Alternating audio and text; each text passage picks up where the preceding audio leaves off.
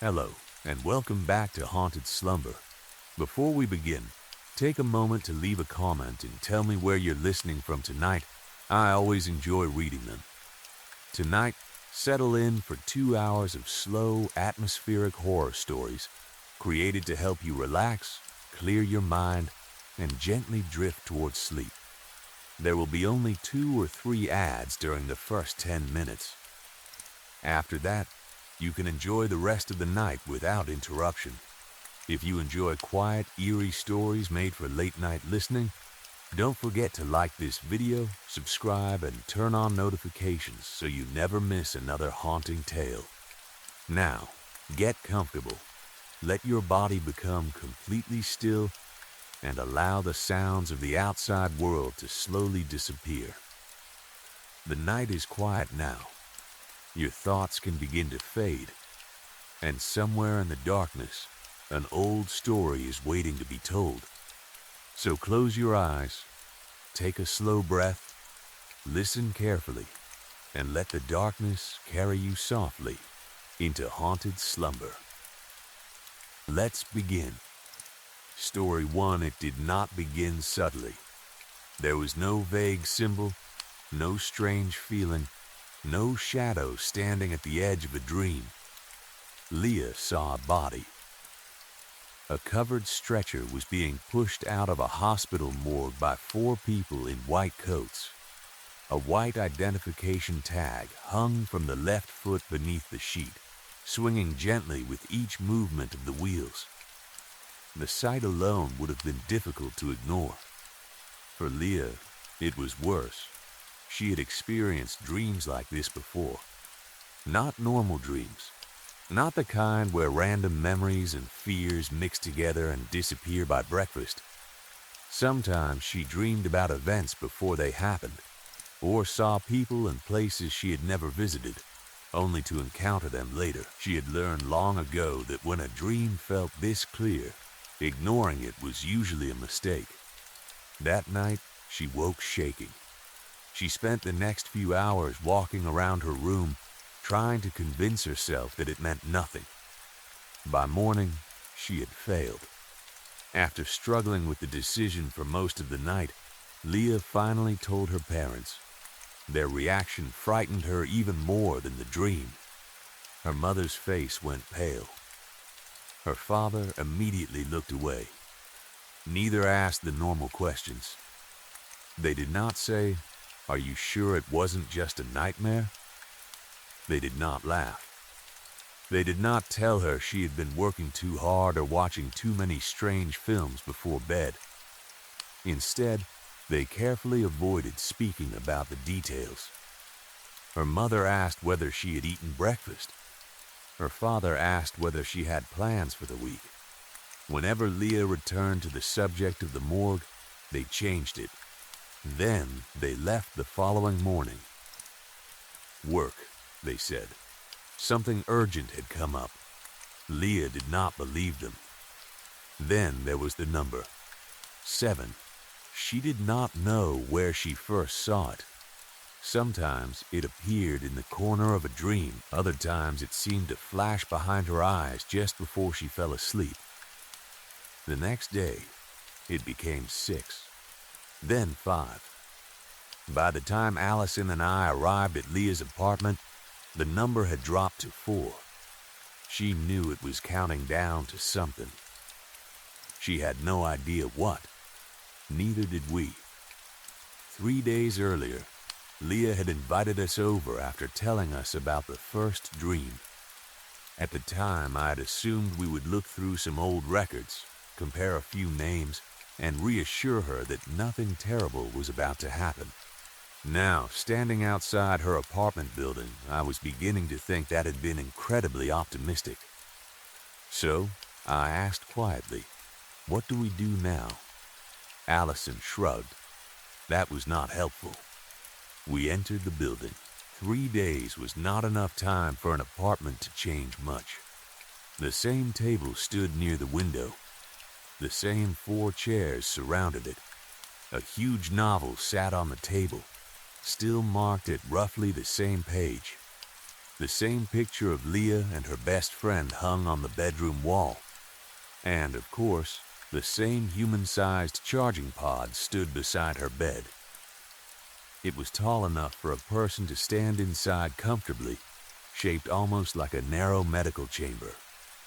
Smooth white material covered the exterior, and a dark glass panel formed the front. The letters GM had been engraved near the base. Global Mechanics. I had asked about it the first time I visited. Leah had laughed and told me it was an experimental sleeping pod. Apparently, her father knew someone at Global Mechanics and had managed to acquire one of their private models years before they became publicly available. It regulated temperature, monitored sleep, and supposedly helped with certain neurological conditions. At least, that was what Leah believed. A bronze plate had been nailed to the bedroom door. Leah's room. It looked childish compared with the rest of the apartment. That day, Leah looked terrible. Her normally neat hair was a mess. Dark circles surrounded her eyes. She moved constantly, tapping her fingers against the table or adjusting papers that were already arranged perfectly. She had clearly not slept properly for days. The moment we sat down, she placed a thick folder between us. I've been researching everything I saw. Allison leaned back. Of course you have. Leah ignored her. She opened the folder. The first document contained information about the hospital in her dream. I saw their faces clearly, she said. The 4 people pushing the stretcher. Doctors? I asked. That's what I assumed. She pulled out a printed photograph. It's the hospital staff photo from 4 years ago. The image had apparently been taken from the hospital's Facebook page. I leaned closer. To me, it was simply a large group photograph filled with small, blurry faces. Allison studied it longer. Leah pointed toward several people. None of them. You checked every person? I asked. 3 times. You can actually see them clearly enough? Leah frowned. I can. I could barely distinguish one face from another. Allison appeared to recognize only the people near the front. That should have bothered me more than it did. Leah continued. The tag on the body had a date. What date? 4 years ago. Allison's eyes narrowed. Leah turned another page. In the dream, the van left the hospital and drove to a house. Or maybe a facility. It looked like an ordinary bungalow from the outside. Gray walls. 2 floors. No signs. Allison became very still. Leah noticed. What? Nothing. You know that place? No, you reacted. Allison looked away. Leah continued before the argument could begin. The white coats removed something from the van. It looked like a cryogenic chamber. She pointed toward the charging pod. A little like that. I looked at the pod. The similarity was uncomfortable. They stayed inside for around 5 hours, Leah added. Then the dream ended. Allison was staring at the table. Very quietly, she muttered something. I only heard part of it. I did tell them. Leah heard more. What do you mean I did tell them? Allison did not answer.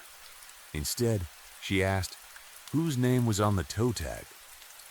Leah froze. For the first time since we arrived, her restless movements stopped completely. I don't know. You remember the date. Yes, you remember faces well enough to draw them. It was a dream. Whose name was on the tag? I said I don't know. Allison stared at her. Leah's voice sharpened. Things happen in dreams. I don't know why I remembered some parts and not others. My hand moved automatically toward the amulet around my neck. The instant my fingers touched it, an image struck me. Leah was crying. Her eyes glowed dark red. She grabbed the amulet from my neck and crushed it in one hand, apparently expecting some kind of explosion. Instead, the metal and stone simply shattered. The vision disappeared. I should have been surprised. I wasn't. That worried me. Leah pulled another paper from the folder. This is from Global Mechanics. It was a newspaper clipping about the company's most successful sales staff. Global Mechanics was a huge technology company. They manufactured everything from household robotics to medical equipment, industrial machines, and experimental artificial intelligence systems. Leah pointed to a man in the top 50. He looked harmless. Middle-aged, glasses, friendly smile. He was one of the people in white. I looked at the picture. Neither Allison nor I saw those people in your dream. I know. So we can't confirm that. I know. Leah grabbed a notebook. Within 3 minutes, she drew 4 faces. The salesman, 2 women, another man. The sketches were detailed enough that I could imagine recognizing the people if I saw them. Allison examined the page. Sorry, I don't know any of them. Leah sighed. Then there was the number. 4 now? I asked. She nodded. It looked like an 8-segment digital display. At first it was 7, then 6. Every day it drops. What happens at 0? I asked. Leah laughed nervously. If I knew that, I'd probably be sleeping better. There was an obvious question hanging over the entire conversation. Why did we believe any of this? It was a dream. People dream impossible things every night. I once dreamed I had slept through an entire day and woke at night, horrified that I had destroyed my perfect attendance record. Another time, I dreamed about a little blue-haired girl dressed in rags who was about to be publicly executed. That one had been real. I had helped her escape. That happened almost a decade ago. We still exchanged letters. So I had learned not to dismiss dreams too quickly. More importantly, I had been there 3 days earlier. I knew what had happened after Leah first told us about the dream. I simply had not expected us to return to this conversation so soon. Allison finally spoke. Tell me when you're finished. Leah looked up. We have something to show you. She stared at her. Does it have something to do with what's happening to me?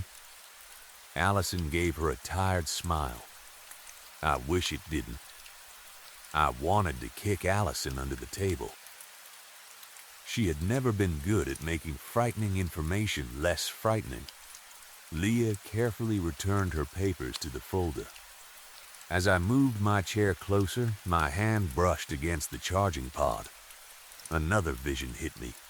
Leah was climbing into the pod. The door closed. Lights moved across the dark glass. Her memories disappeared. Not damaged. Reset, this entire day was erased. Then the same 7-day cycle began again. I pulled my hand away immediately. No one would want to hear that. I needed to be careful. Allison had already taken out her phone. She scrolled through the screen with calm, mechanical precision. This is what we wanted to show you. She turned the phone toward Leah. My stomach dropped. Wait, there was a paused video on the screen. Leah stared at the image. Is that me? Allison nodded. Everything Leah had described in her dream had led us to information of our own. We had spent the last 3 days investigating. Much of it matched. That should have been comforting. It was not. Allison placed the phone on the table. Before you watch this, I need to warn you. Learning what's on here may cause a serious existential crisis. Leah stared at her. You make it sound very inviting. I'm being accurate. Leah looked toward me. Do I want to know? Every part of me begged her to say no. Please say no. Tell us to leave. Forget everything. Instead, I heard myself say, "You should decide for yourself."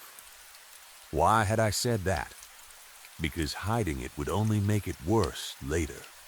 Or maybe because I was a coward and did not want the responsibility of making the choice for her. "Can you give me context?" Leah asked. Allison shook her head.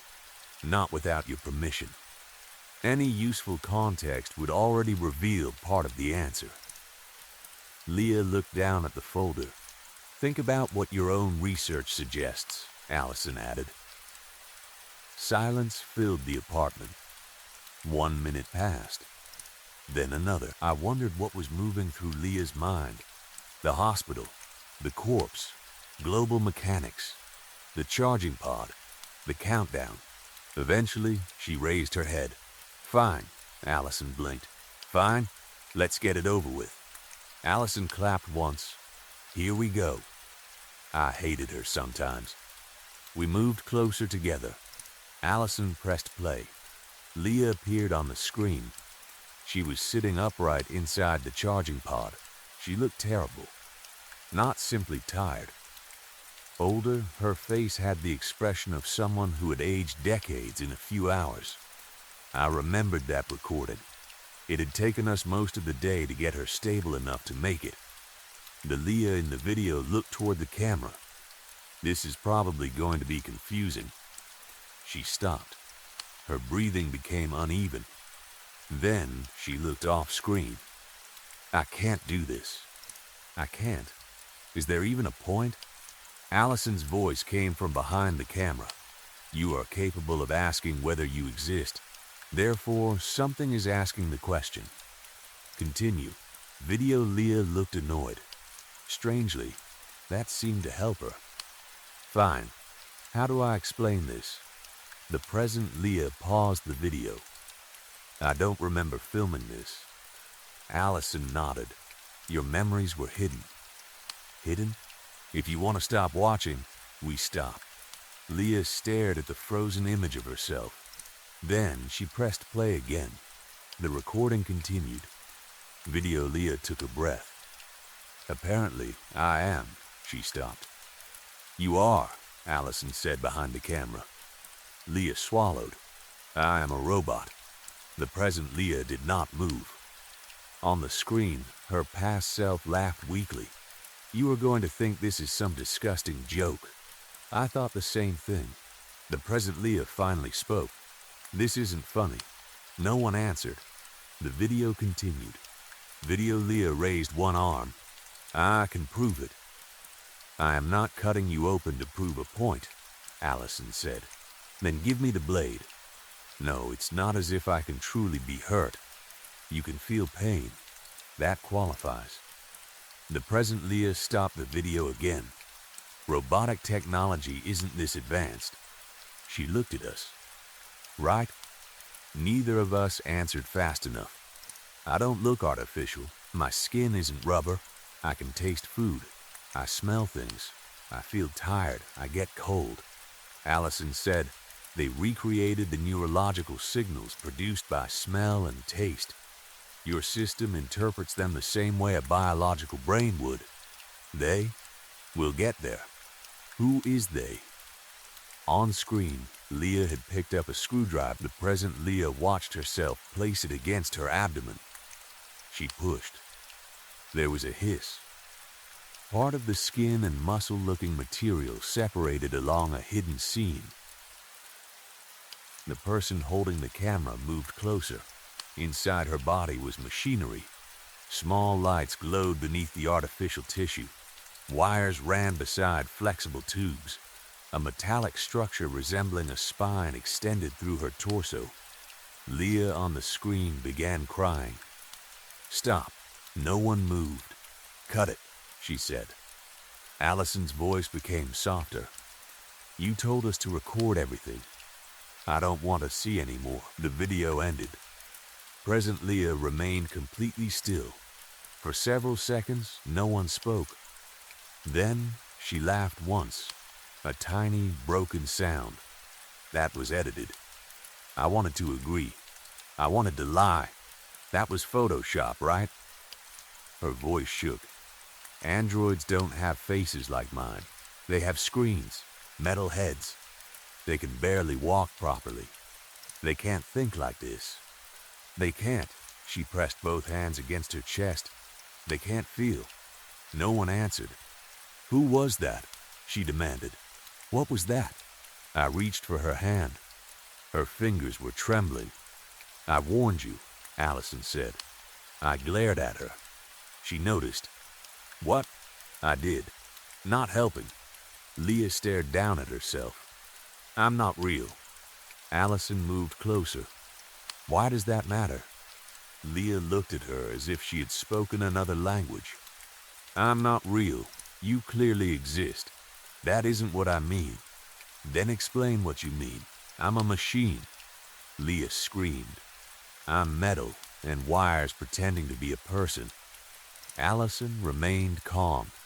If you can understand that sentence, experience fear about it, and care what it means, then you are not pretending to exist. That's philosophy. Yes, I don't need philosophy. You asked whether you were real. Leah covered her face. Why was I created? Her voice cracked. My childhood, my family, everything I remember. Is all of it fake? No, I said quickly. You experienced it. At least she remembers experiencing it, Allison corrected. I glared at her again. What? Accuracy matters. Leah stood. For all I know, I was turned on last week with 30 years of memories downloaded into my head. I cannot disprove that, I admitted. She laughed bitterly. Excellent, but that still wouldn't make you less real. How? Because you're here now. That's not enough. It has to be. She stared at me. I have only known you for about a week, but I don't see a machine pretending to be alive. I see someone responsible, intelligent, nervous, and perhaps a little too obsessed with paperwork. She almost smiled. Almost, then it disappeared. All of those things could be code. So could mine, for all I know. You were born. So, that matters. Why? Because it's natural. I hated the word the moment she said it. Natural. As if nature had ever been kind simply because it came first. Leah continued. My parents aren't mine. My thoughts aren't mine. My likes and dislikes could have been programmed. Everything I am belongs to someone who designed me. Then why are you afraid? I asked. She looked up. If none of this is real, why can you experience horror about it? If fear moves through your mind, what exactly makes that fear less real than mine? Because I wasn't born. Birth is not a moral achievement. She stared at me. I leaned forward. Look at me. What? Look at me. Slowly, she did. You are not lesser than anyone. She looked away. I reached forward and gently turned her face back. You are the same person who sat here half an hour ago. You learned one frightening fact. That does not erase everything that came before it. Her eyes filled with tears. You remain, I said. That matters. For a while, she said nothing. Finally, she nodded. So let us help you, I continued. We can retrace everything. People you knew, places you lived. Records, photographs, surely all of it cannot be false. Allison tilted her head. And how, exactly, do you propose we verify an entire life? I looked toward the photograph in Leah's bedroom. A blue-haired girl smiled beside her. I knew that girl. Well, I said, we have somewhere to start. It took around 30 painful seconds for someone to answer the call. Then a voice said, Emily? Leah froze. Wait, she whispered. She knows you? I recognized the voice. I had known the blue-haired girl for years. She would have died without Emily, The woman on the phone said, or that's what they told me anyway, too dangerous, too powerful. I hadn't even done anything yet. She laughed without humor. Then her tone changed. Is something wrong? Leah held the phone closer. How long have we known each other? The woman gasped dramatically. Oh no, a decade at least. Has your brain finally given up? Leah closed her eyes. Can you prove it? Silence. Leah, what happened? Please, can you prove we've known each other that long? Well, you still have the picture of us when we were 12, don't you? Leah looked toward the wall. Yes, and there was that children's encyclopedia. I wrote all over it when we were 7. You cried for hours, and my foster parents made me apologize. Leah's face changed. 7? Yes, thank you. She ended the call. The woman was still saying, wait, when the screen went dark. Leah stared at the photograph. Then something terrible entered her expression. She died 4 years ago. I felt cold. What? The girl in the dream. Leah's voice became distant, the body on the stretcher. She looked at us. It was her name on the toe tag. Allison's eyes narrowed. Leah laughed once, but there was no humor in it. Of course. No, I said. Of course everything before 4 years ago would still exist. The photographs, the stories, her friends. Leah, I'm a replacement. The sentence came out almost calmly. They lost their daughter. She looked toward the charging pod. They couldn't handle it. No evidence yet, Allison said. Then why does global mechanics appear in the dream? Silence. They ordered another one. Leah touched her own face. They copied her. She began crying again. They gave me her name, her memories, her friends, her parents, her entire life. You did not steal anything, I said. I stole everything. You were given it. That makes it worse. No, she existed. So do you. I have no identity of my own. Then make one, Allison said. Leah turned toward her. What? Change your name. The room went silent. Allison continued. Your current life was built around someone else. Fine, then begin a different one. Leah stared. Cut your hair. Wear different clothes. Change your face, if you want. You are not required to spend eternity pretending to be a dead woman simply because someone built you to resemble her. That sounds easy when you say it. It is not easy. Allison moved closer. It is still possible. Leah's breathing slowed slightly. You can live in her honor if that matters to you, Allison said. Or don't. Live for yourself. She pointed toward Leah's chest. You exist now. You are capable of saying I. That alone creates a distinction between you and the person you are modeled after. Leah looked toward the photograph again. But everyone knows me as her. Then reintroduce yourself. My parents think I am their daughter. They raised you for 4 years. That relationship is real even if its beginning was built on a lie. What if they don't accept me? Then they don't deserve you. For once, Allison's bluntness helped. Leah wiped her face. Why did I dream about all this? I had been wondering the same thing. The countdown was still there. 4 days. Something had been trying to force the truth back into her mind. Leah looked toward the charging pod. I could have lived peacefully without knowing. Until you fell down a staircase, Allison said. Split yourself open and wondered why your blood was blue. Leah stared at her. Or until you noticed an orange diagnostic overlay appearing across your vision. That has happened. I know. How? Allison sighed. Because this is not the first time you discovered the truth. Leah stopped breathing. I closed my eyes. There it was, the part I had hoped we could delay. What? Allison pointed toward the pod. You have learned this before. The room seemed to become colder. The countdown, I said quietly. 7 days. Leah looked at the pod. No, each time you reach the truth, Allison continued, you cannot handle it. Eventually, you climb into the pod. No, it resets certain memories. No, the countdown is probably the backup system trying to restore what was removed. Leah backed away from the table.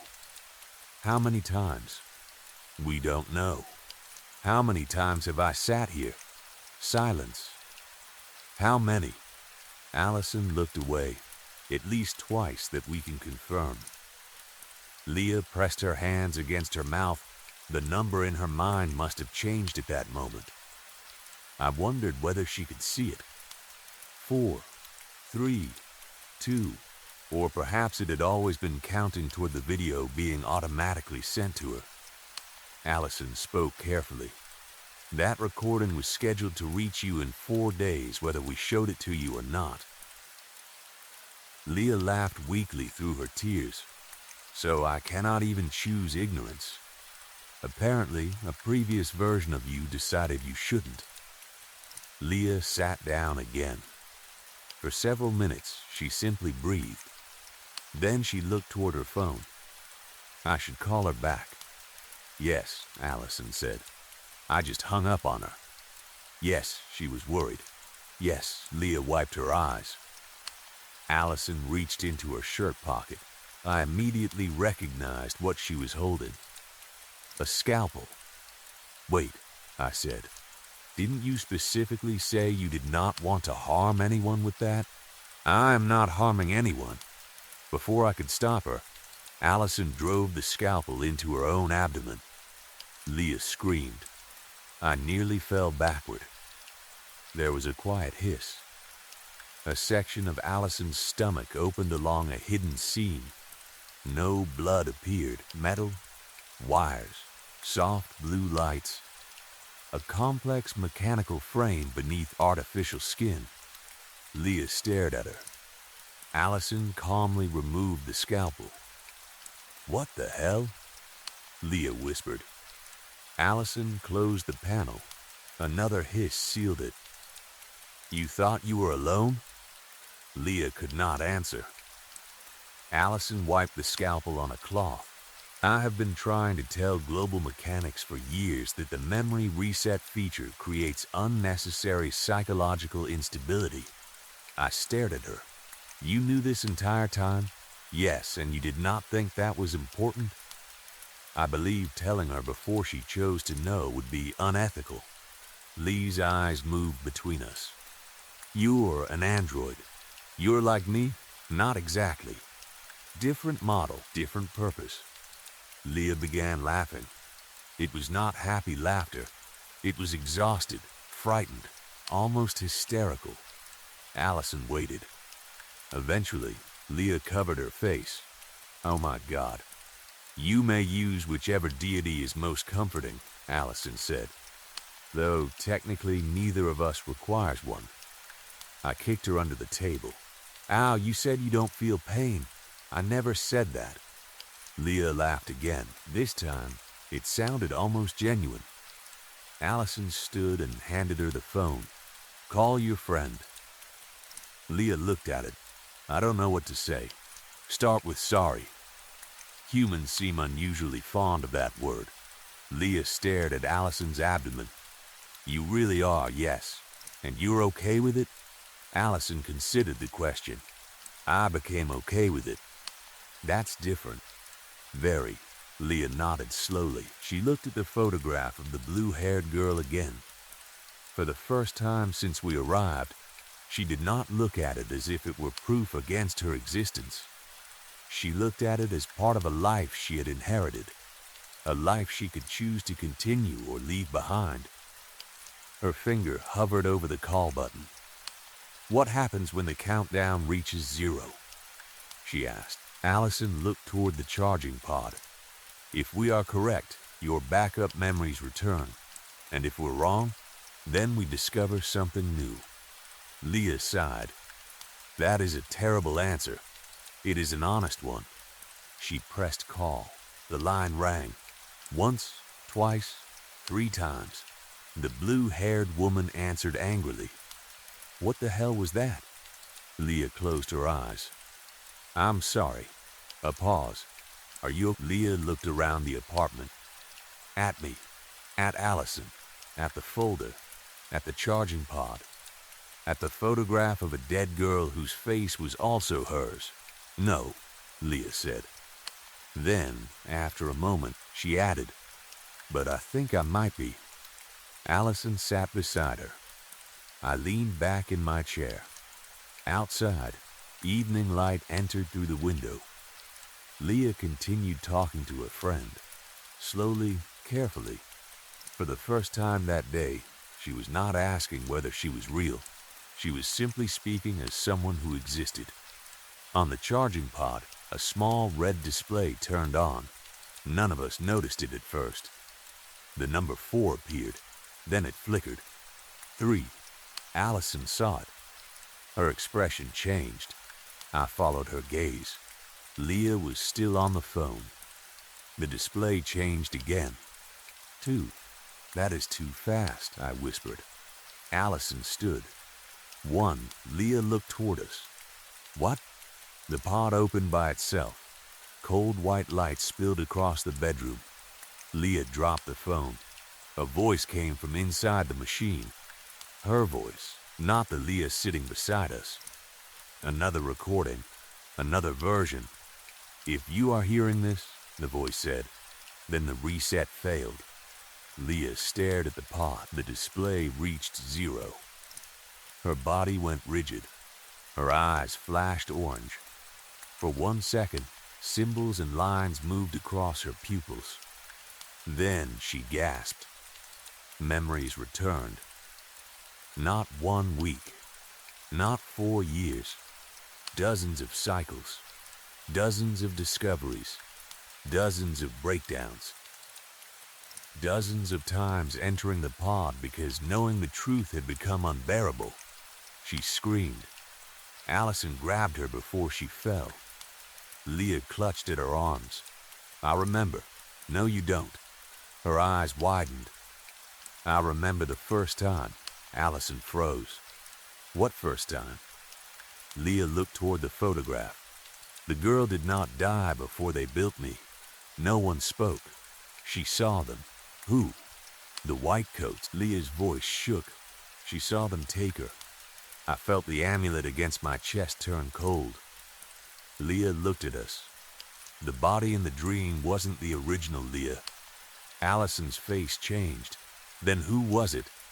Leah stared at her charging pod. Me, the apartment fell silent.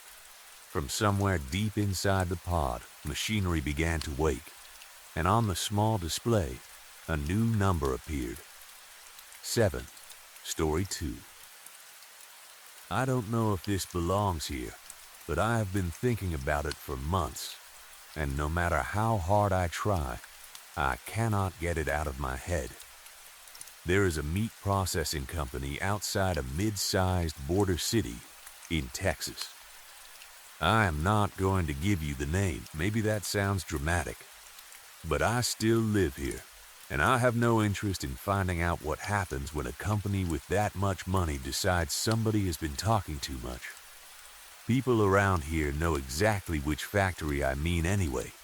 It is impossible to miss. The place sits outside the main part of the city, beyond a stretch of warehouses, truck yards, and low industrial buildings. The factory itself is enormous. A huge rectangular structure surrounded by fencing, floodlights, loading docks, and security cameras. There are almost no windows.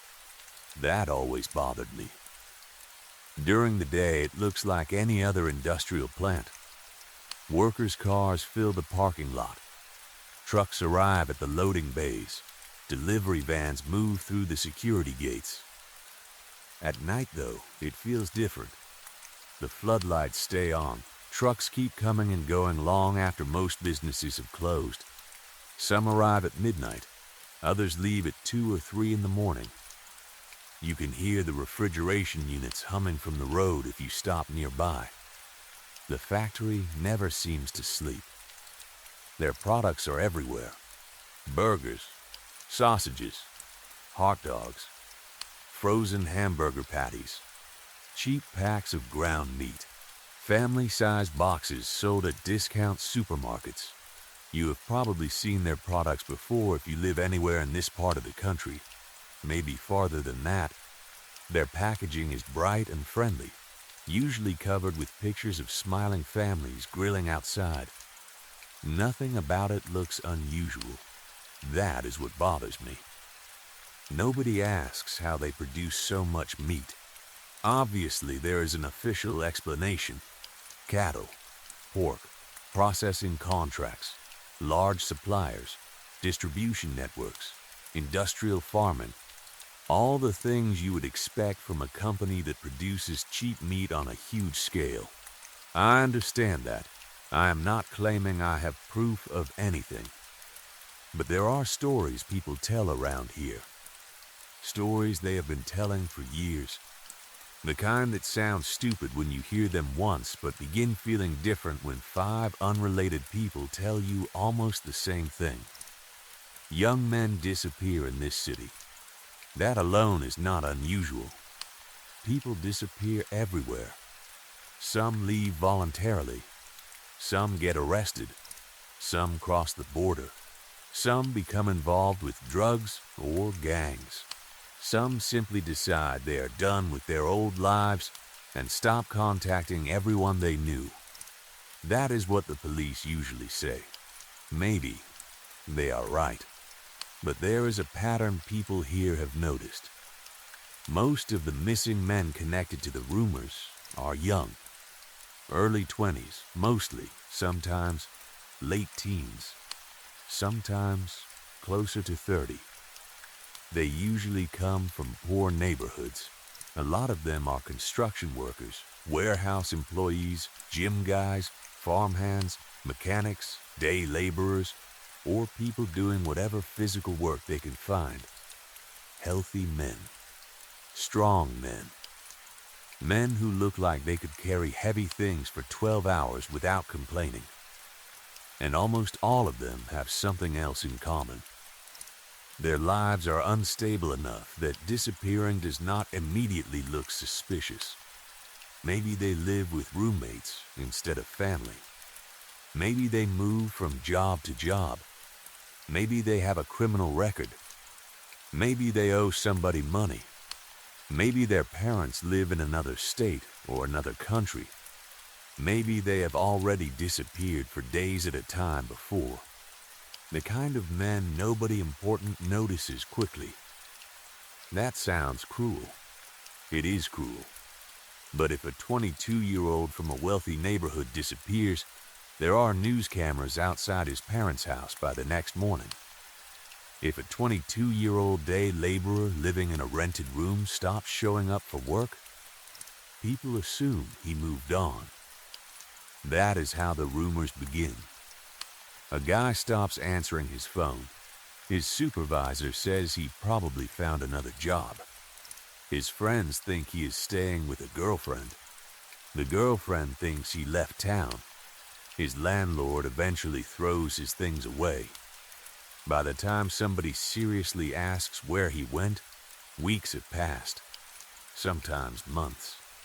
The first story I ever heard about the factory came from a man named Eddie. I met him at a bar maybe 3 years ago. Eddie was in his 50s and had worked all kinds of industrial jobs around the city. Warehouses, packing plants, loading docks. At some point, he had worked night shifts at the meat factory. I do not know for how long. He had already been drinking when he started talking about it.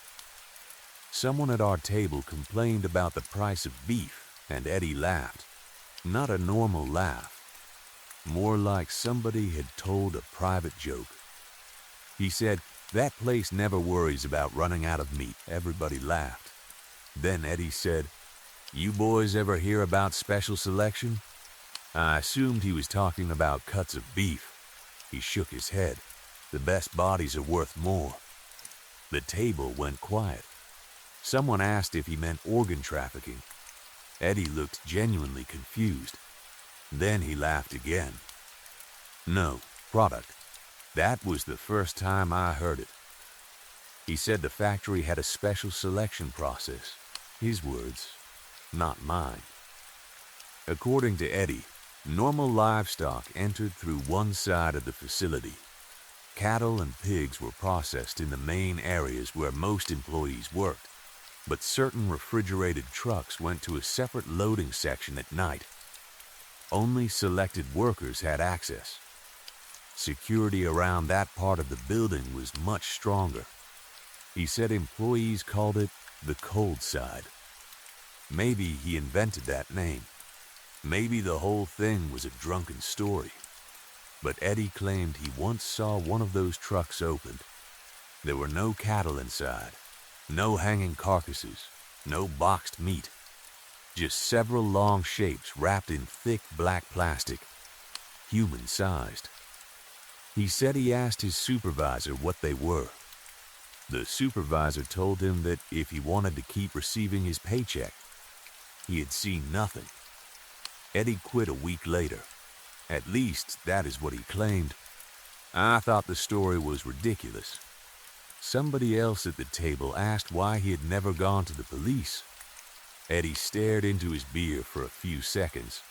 Then he said, "You think they don't eat burgers?"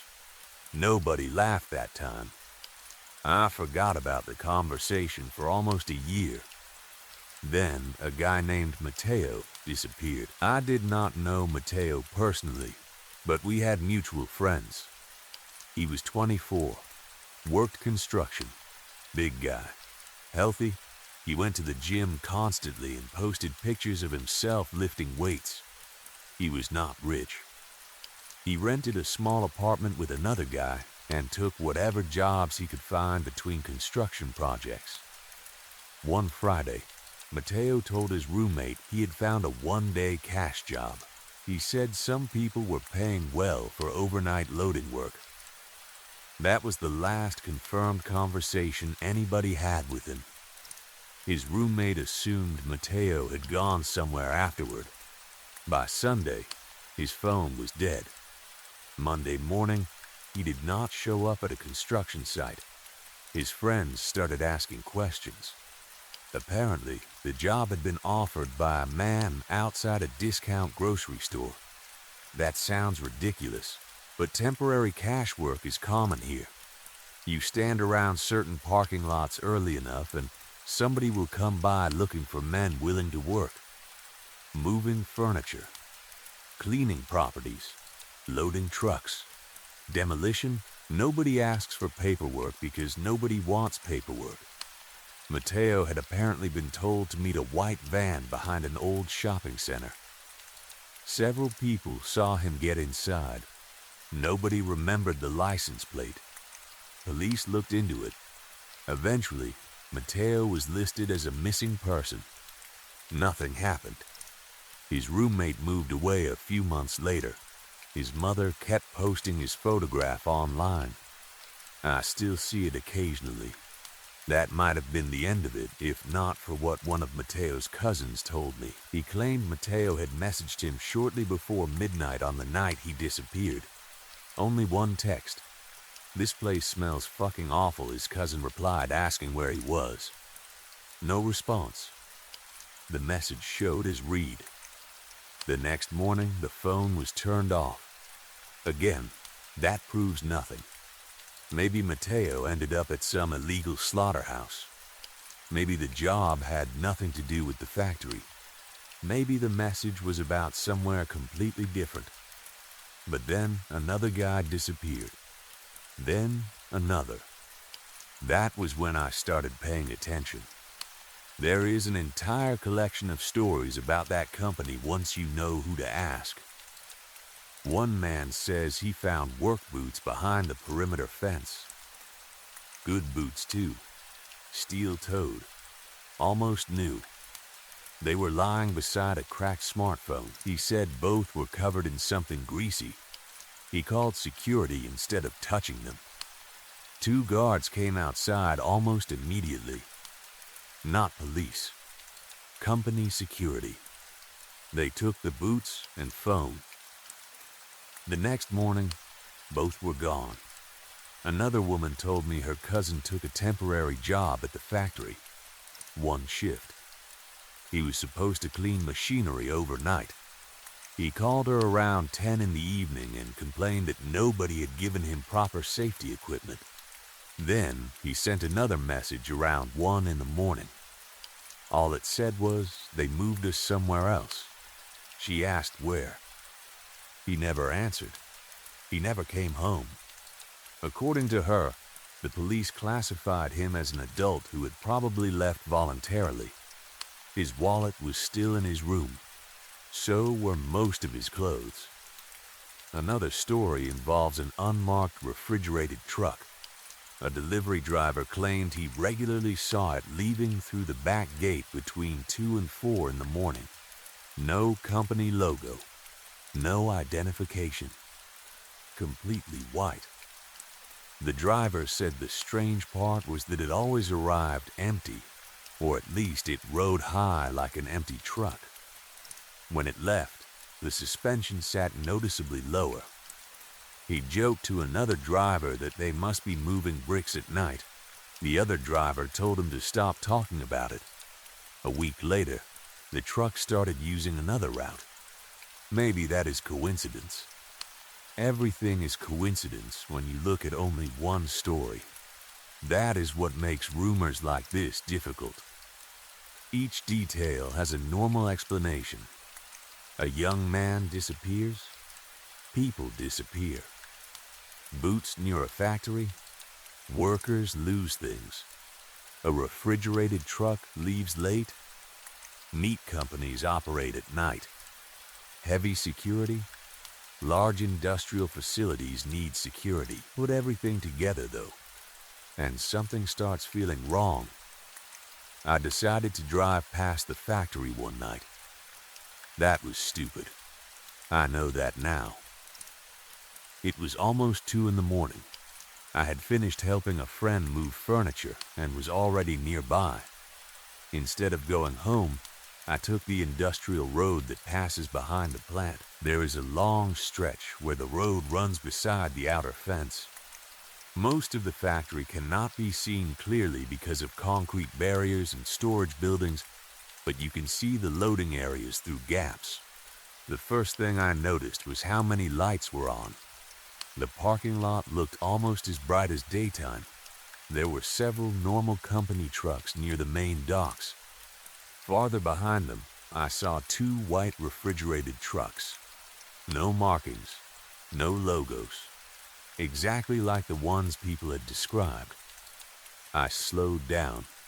That was my second mistake. One of the trucks was backed against a loading door. 3 men stood nearby wearing dark uniforms. At first, I thought they were security guards. Then one of them opened the rear doors of the truck. I could not see inside clearly from the road, but I saw something being moved. It looked like a long black bag on a wheeled cart, human-sized. I immediately remembered Eddie. Black plastic, long shapes.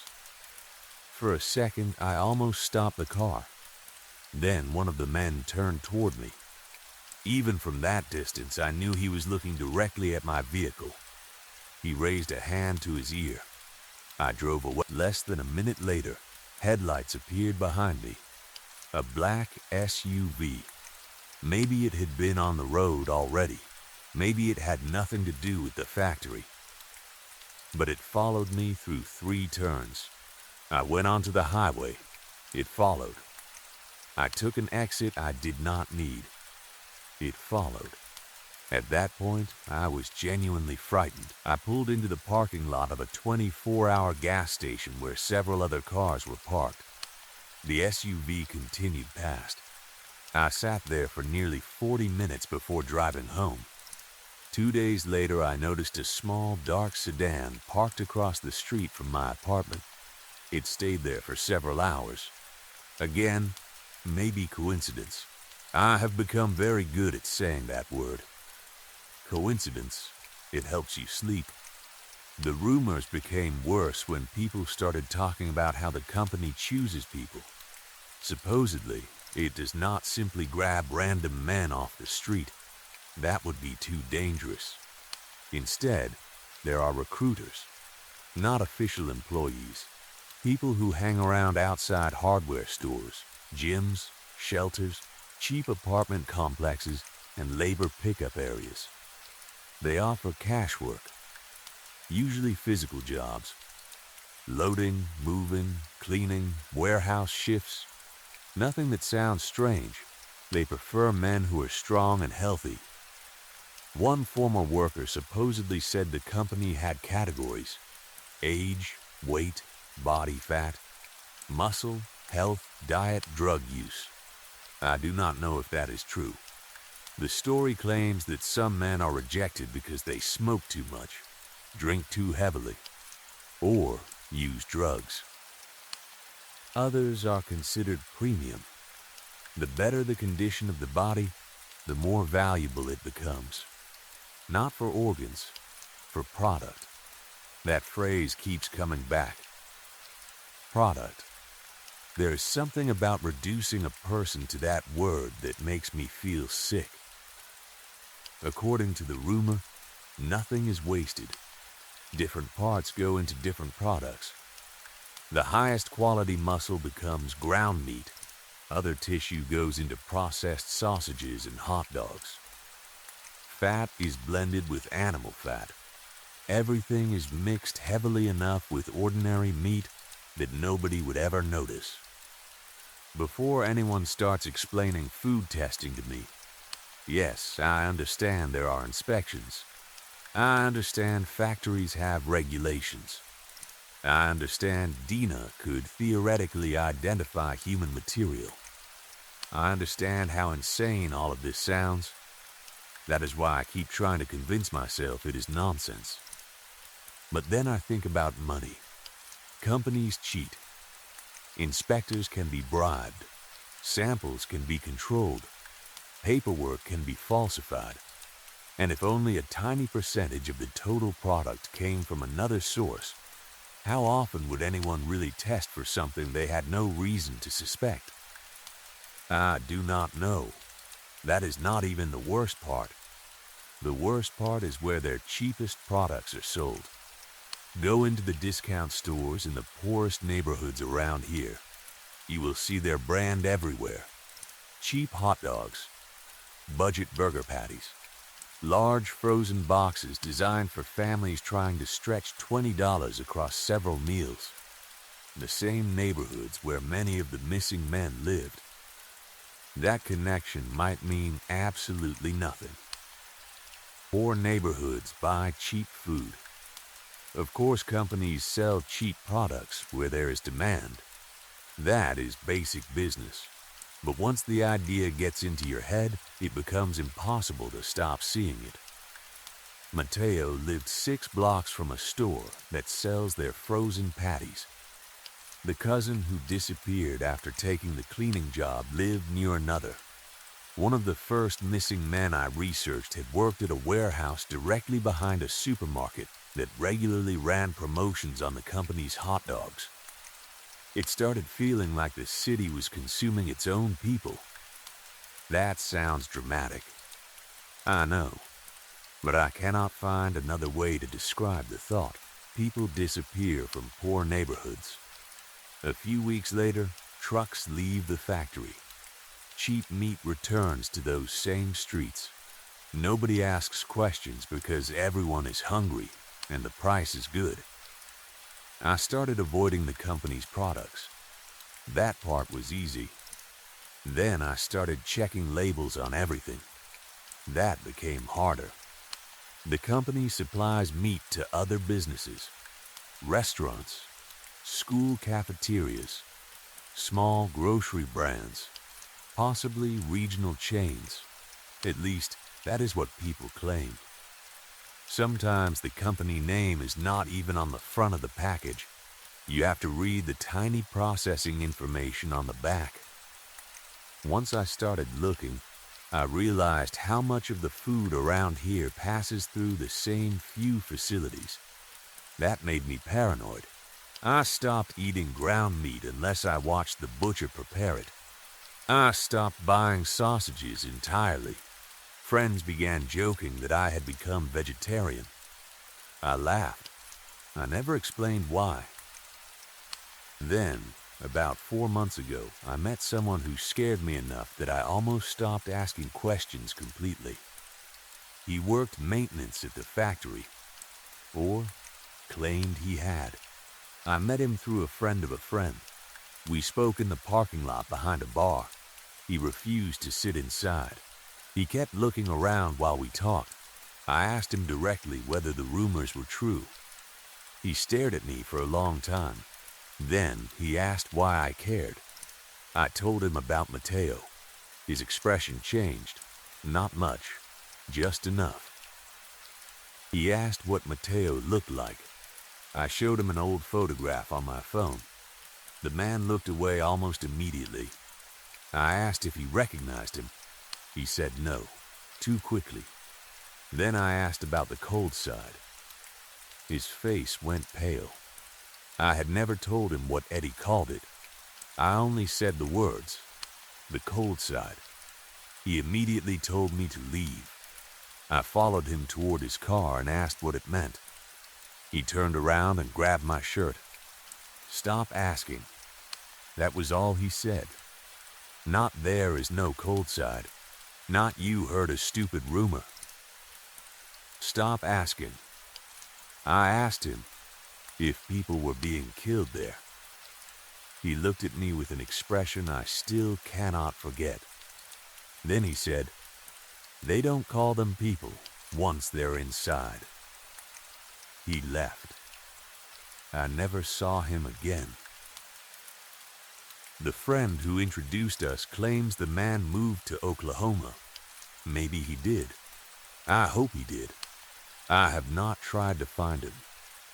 There are other details I could give you. Stories about drains running red at hours when livestock deliveries had supposedly stopped. Workers being required to leave their phones in lockers before entering certain sections. A former cleaner who claimed he heard someone banging from inside a refrigerated room. A security guard who allegedly quit after finding teeth caught in a floor grate. A mechanic who repaired an industrial grinder and said there were bones inside that looked wrong. All stories. Always stories. Nobody has photographs. Nobody has documents. Nobody seems willing to go on record, and maybe that is because none of it is true.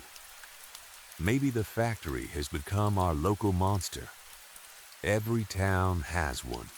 An abandoned hospital, a haunted road, a strange warehouse, a company everyone hates. Perhaps people take ordinary tragedies and attach them to the largest, ugliest building nearby because it feels better to believe there is one evil place responsible for everything. Maybe Mateo ran away. Maybe the other men did too. Maybe Eddie was drunk and wanted attention. Maybe the maintenance worker was playing with me. Maybe the white trucks carry ordinary meat. Maybe the bags I saw contained animal carcasses.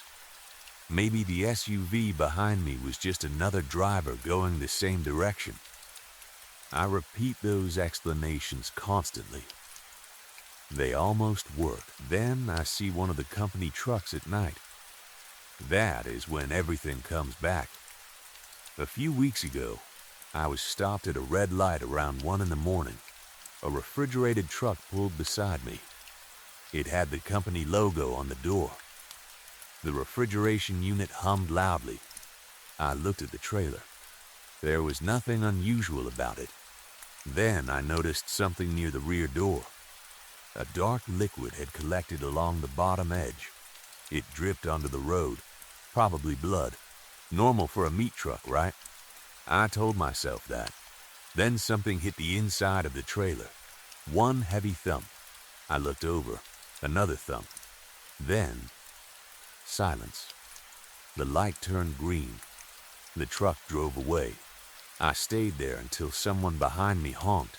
Maybe something had shifted inside. Frozen boxes slide, equipment falls. There are 100 explanations, but I followed the truck for 2 blocks before forcing myself to turn away. It went toward the factory. I still think about that sound. I still think about Mateo. I think about all the missing person photographs that quietly disappear from social media feeds after a few weeks. I think about how easy it is for a person to become invisible if nobody powerful cares where he went. And I think about those cheap packages of meat stacked in supermarket freezers beneath signs advertising family savings. Maybe this is only a sick rumor. Maybe I have allowed a few coincidences to build into something monstrous. I genuinely hope that is true. Because the alternative means there is a system. Recruiters finding people nobody will search for. Vans collecting them. Guards delivering them through gates. Workers processing them. Trucks carrying them away. Stores selling what remains. Families buying it because it is cheap. A complete circle. Nobody inside that circle has to know enough to understand what they are participating in. The recruiter only finds workers. The driver only transports cargo. The guard only watches a door. The processing worker only handles something already prepared. The store only sells sealed packages. The customer only cooks dinner. Everybody has one small job. Nobody sees the whole thing. Maybe that is how something like this could exist.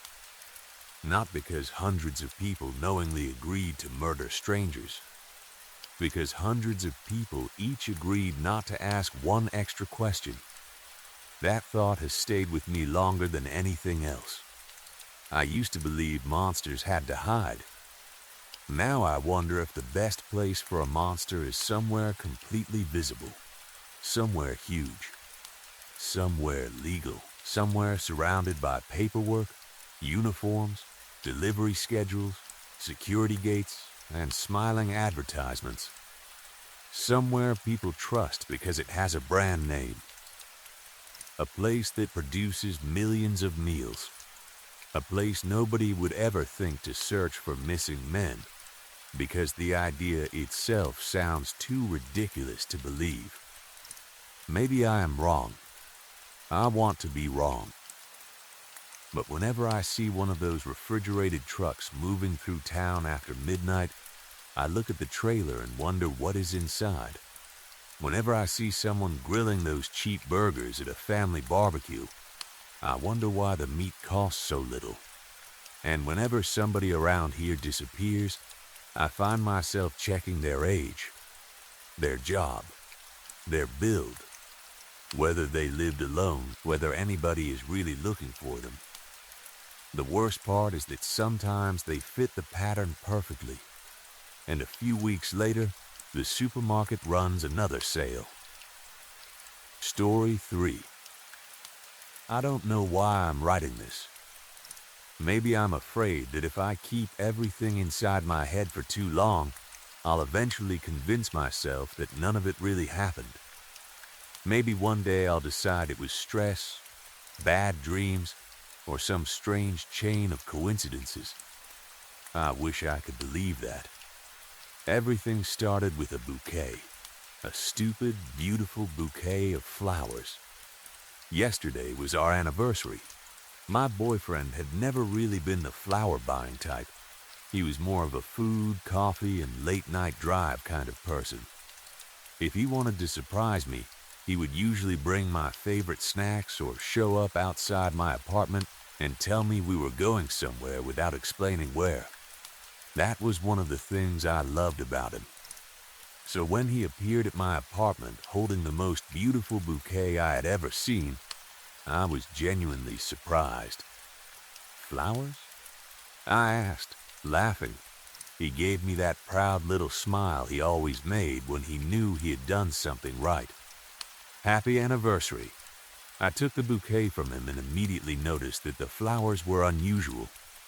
I had never seen anything like them. The petals were ivory white, almost like polished bone with thin crimson veins running from the center towards the edges. The leaves were pale silver green and slightly glossy. They looked too perfect, almost artificial, but they were definitely real. When I leaned closer, their fragrance hit me. It was incredibly sweet, not like roses or jasmine. It was stronger, almost intoxicating. I took another breath before I could stop myself. For a moment, the smell made me feel strangely calm. "Where did you get these?" I asked. He shrugged. "There's a tiny flower shop near the old part of town. I saw it while coming here. I've never seen these before. The florist said they're rare." "Did he tell you what they're called?" My boyfriend thought for a moment. "I don't remember. Something weird." I laughed and held the bouquet against my chest. "Well, whatever they're called, I'm never letting them die." I wish I had never said that. I found a tall glass vase, filled it with water, and placed the flowers beside my bedroom window where the morning sunlight could reach them. For the rest of the evening, nothing strange happened. My boyfriend and I ordered dinner, watched a movie, argued over which dessert to get, and spent the night talking about our relationship. It was normal, happy, perfect even. Eventually, he left for home. I went to bed. That night, I dreamed about the flowers. I was standing alone in an enormous field. The sky above me was pale gray, and the land stretched so far that I could not see where it ended. Flowers covered everything, thousands upon thousands of them. Ivory petals, red veins, silver leaves, exactly like the bouquet beside my window. At first, the dream felt peaceful. A cool wind moved through the field. My hair blew across my face. My clothes shifted around my legs. I could hear grass moving. Then I noticed something strange. The flowers were not moving. Not one. The wind was strong enough to move everything else, but every flower remained perfectly still. I looked around. They seemed frozen. Waiting, I felt a strange pressure in my chest. Then, all at once, every flower turned towards me, not bent with the wind, turned like heads. I stepped backwards. The centers of the flowers began to swell. Something pushed through the petals. One by one, wet human eyes opened inside them. Hundreds, thousands, some blue, some green, some brown. Every single eye stared directly at me. I tried to scream. Then, I woke up. I sat upright, gasping for air. My bedroom was dark. My heart was beating so hard that my chest hurt. For several seconds, I did not know where I was. Then, I remembered. My apartment. My room. The dream. I reached for my phone. 3:17 a.m. I was about to lie down again when something beside me caught my attention. The bouquet. I stared at it. I was certain I had left it beside the window.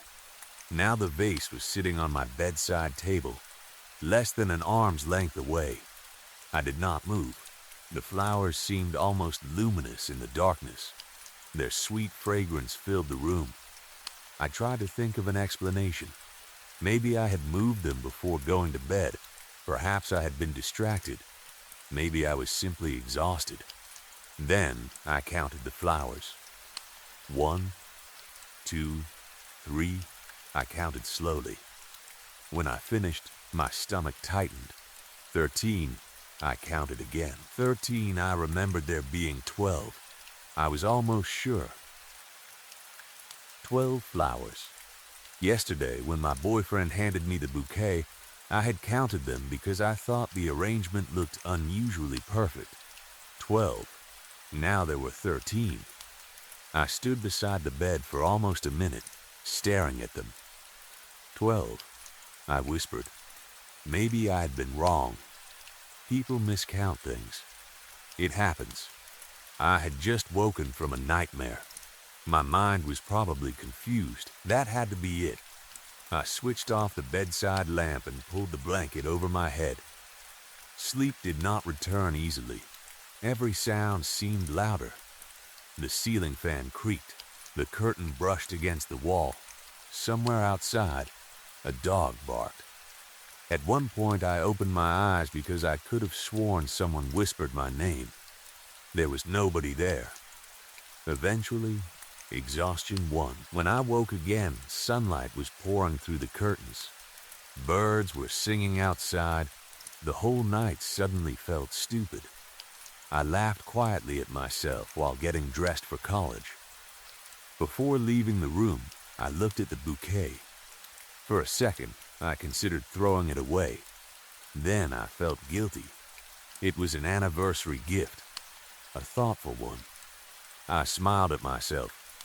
They're just flowers. I grabbed my bag and left. My boyfriend was waiting near the college entrance when I arrived. He was leaning against the wall, scrolling through his phone. The moment he saw me, he smiled.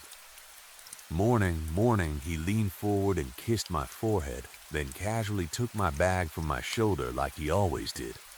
We started walking towards class. I had the weirdest dream last night, I told him. He looked interested. Oh? So I explained everything. The field, the unmoving flowers, the eyes opening inside them, the bouquet appearing beside my bed, even the extra flower. The longer I talked, the more ridiculous it sounded. When I finished, he laughed. Not cruelly. It was the kind of laugh that meant he thought I was adorable. You've officially watched too many horror reels. I knew you were going to say that. You scared yourself. I guess. You need less horror and more sleep. He nudged my shoulder. Come on. Being around him helped. By the time our first class started, the fear had already begun fading. The day passed normally. Lectures, assignments, presentations, friends complaining about professors. Nothing strange happened. When classes finally ended, I expected to go straight home. Instead, my boyfriend caught my hand. I want to show you something. What? It's a surprise. Again? He grinned. You'll like this one. We rode his bike for about 20 minutes. The busy streets slowly disappeared behind us. Buildings became smaller. Traffic sounds faded. Soon there were open fields on both sides of the road. He eventually stopped near a narrow dirt trail. We walk from here. Where are we going? You'll see. He held out his hand. I took it. The path climbed gently through tall grass and scattered trees. The evening air was cooler there, strangely quiet too. After several minutes, we reached the top of a hill. I stopped walking. Wow, the view was incredible. Rolling green hills stretched beneath the golden evening sky. The sun was beginning to lower, covering everything in warm orange light. A soft breeze moved across the hill, and flowers were everywhere. Thousands of them covered the slope, white petals, pink and crimson veins, pale silver leaves shining beneath the sunlight. I stared. Something about them felt familiar. Then I understood why. They looked like my bouquet. My boyfriend turned towards me. What? The flowers. They look almost the same. Not exactly. The ones on the hill were smaller, and their colors were softer. But they were close enough to make me uneasy. He smiled proudly. See? I told you your flowers were special. I laughed. Then he pulled me closer by the waist. He leaned towards my ear. Not as special as you. That was terrible. You liked it. I absolutely did not. He laughed. Then he kissed me, and for a while I forgot everything. The nightmare, the bouquet moving, the extra flower, all of it disappeared. We sat together on the hillside for almost an hour. We watched the sun sink lower. We talked about the future, marriage, children, where we might live, the stupid things couples talk about when they believe they have unlimited time. I did not know that would be one of the final moments we would share exactly as we were. Eventually, we headed back. The ride was peaceful until we reached the older side of town. My boyfriend suddenly slowed the bike. Oh. He pointed towards a narrow side street. There. What? The flower shop. He stopped the bike. The one where I bought your bouquet. I looked where he was pointing. My stomach dropped. The building in front of us looked abandoned. Not recently abandoned. It looked as though nobody had entered it for years. A wooden sign hung crooked above the entrance. Most of the letters had faded until they were impossible to read. The windows were cracked and covered with thick dust. Dead vines crawled around the doorway. The metal shutter was covered in rust. Parts of the wall were broken and stained. It did not look like a flower shop. It looked like a place for insects, rats, and snakes. My boyfriend removed his helmet. No. What? This isn't right. We got off the bike.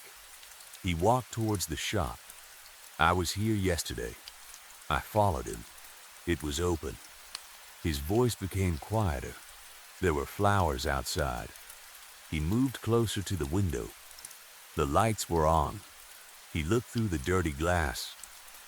There was an old man inside. He turned towards me. I bought your bouquet here.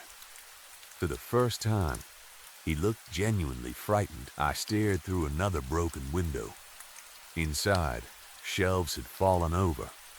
Cobwebs hung from the ceiling. Dust covered everything. There was not a single fresh flower anywhere. A cold breeze moved along the street. Neither of us spoke. Until that moment, I had been able to convince myself that the strange things happening were only in my head. But now he was seeing something impossible too. The silence around the abandoned shop felt wrong. Not peaceful. Watchful, I had the uncomfortable feeling that someone was standing behind us. Then a voice shouted, "Hey!" I jumped. "Don't stand there at this time." My boyfriend immediately grabbed my wrist. For some strange reason, the voice frightened me and comforted me at the same time. It sounded angry, but not dangerous. We turned. An elderly man was hurrying towards us with a walking stick in one hand and a cloth bag over his shoulder. His thick gray eyebrows were pulled together. "Are you two completely mad?" he demanded. We stared at him. "What are you doing standing outside that place after sunset?" He lightly hit my boyfriend's arm with the walking stick. "And you? Bringing a girl here? Have you lost your mind?" My boyfriend rubbed his arm. That actually hurt. It was meant to hurt. Despite everything, I almost laughed. The old man sounded like an angry grandfather. "Now leave," he ordered. "Get on your bike." Instead of moving, I asked, "Grandpa?" He looked at me. What happened to this flower shop? His expression changed. The anger disappeared. For a moment, fear entered his eyes. "That shop?" I nodded. He looked towards the building. "You children don't know?" We shook our heads. The old man rested both hands on his walking stick. "Years ago, that was the most beautiful flower shop in this town." His voice became softer. A man owned it. He lived there with his only daughter. He looked towards the broken windows. They didn't have much money, but every morning this whole street smelled of flowers. He smiled faintly. They grew roses, jasmine, lilies, everything. Then his smile disappeared. But there was one flower that belonged only to them. What flower? I asked. He looked at me. They called it the eye lily. The word sent a strange chill across my skin. The flower of gentle eyes, he continued. They were small ivory flowers with thin pink veins inside the petals. Their leaves looked almost silver in sunlight. My boyfriend and I exchanged a glance. The old man noticed. What? I said nothing. He continued. The daughter loved those flowers more than anything. Every week she climbed the hill outside the village to collect fresh eye lilies. The hill. My stomach tightened. She believed flowers picked by her own hands remained alive longer. The old man paused. One evening she didn't return. The breeze seemed colder. The villagers searched all night. His grip tightened around the stick. They found her the next morning. Where? My boyfriend asked. On the hill. The old man swallowed. She was lying among thousands of eye lilies. I felt sick. Was she attacked? No wounds? Nothing. He shook his head. No signs of violence. No struggle. What killed her? Nobody knows. His voice became barely more than a whisper. She was lying there with a smile on her face. Doctors could not explain the death. Police found no evidence of anyone else being involved. Some people believed she had suffered an unknown illness. Others whispered about spirits living near the hill. After the girl died, her father changed. He stopped talking to people, the old man said. He spent every day inside the shop holding one of her bouquets. The old man stared through the broken window. He would ask customers whether they had seen his daughter. A chill moved through me. Sometimes he arranged flowers for people who didn't exist. He would place bouquets on the counter and wait for someone who never came. What happened to him? I asked. One morning, they found him dead inside. The old man lowered his head. The doctor said his heart stopped during the night. He closed his eyes for several seconds. We buried him next to his daughter. The street remained silent.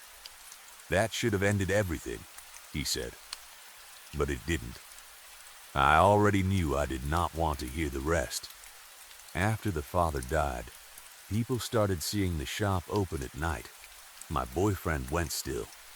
Open, lights inside, flowers outside, the old florist behind the counter. I could hear my heartbeat. Some people claimed they went inside and bought flowers from him. The old man looked at us. They would pay him. Take the flowers home. Everything would seem normal. And the next day, I asked. The shop would look exactly as it does now. Nobody spoke. The old man's face grew darker. People who took eye lilies home never had good endings. What happened to them? Different things. He looked uncomfortable. Some lost memories. My stomach dropped. Some disappeared. He hesitated. And some were found dead. My boyfriend stepped closer to me. What did they have in common? The old man stared at the ground. Before something happened to them, every one of them said the same thing. He raised his eyes. The flowers kept growing. I felt cold despite the warm evening. My voice came out quietly. My boyfriend bought me flowers yesterday. The old man froze. What kind? Ivory petals. His face changed. Red veins. He stopped breathing for a second. Silver leaves. All color disappeared from his face. You bought them yesterday? My boyfriend nodded. From here. The old man looked towards the shop again. I haven't seen a real eye lily since that girl died. His lips trembled. Then he suddenly pointed down the road.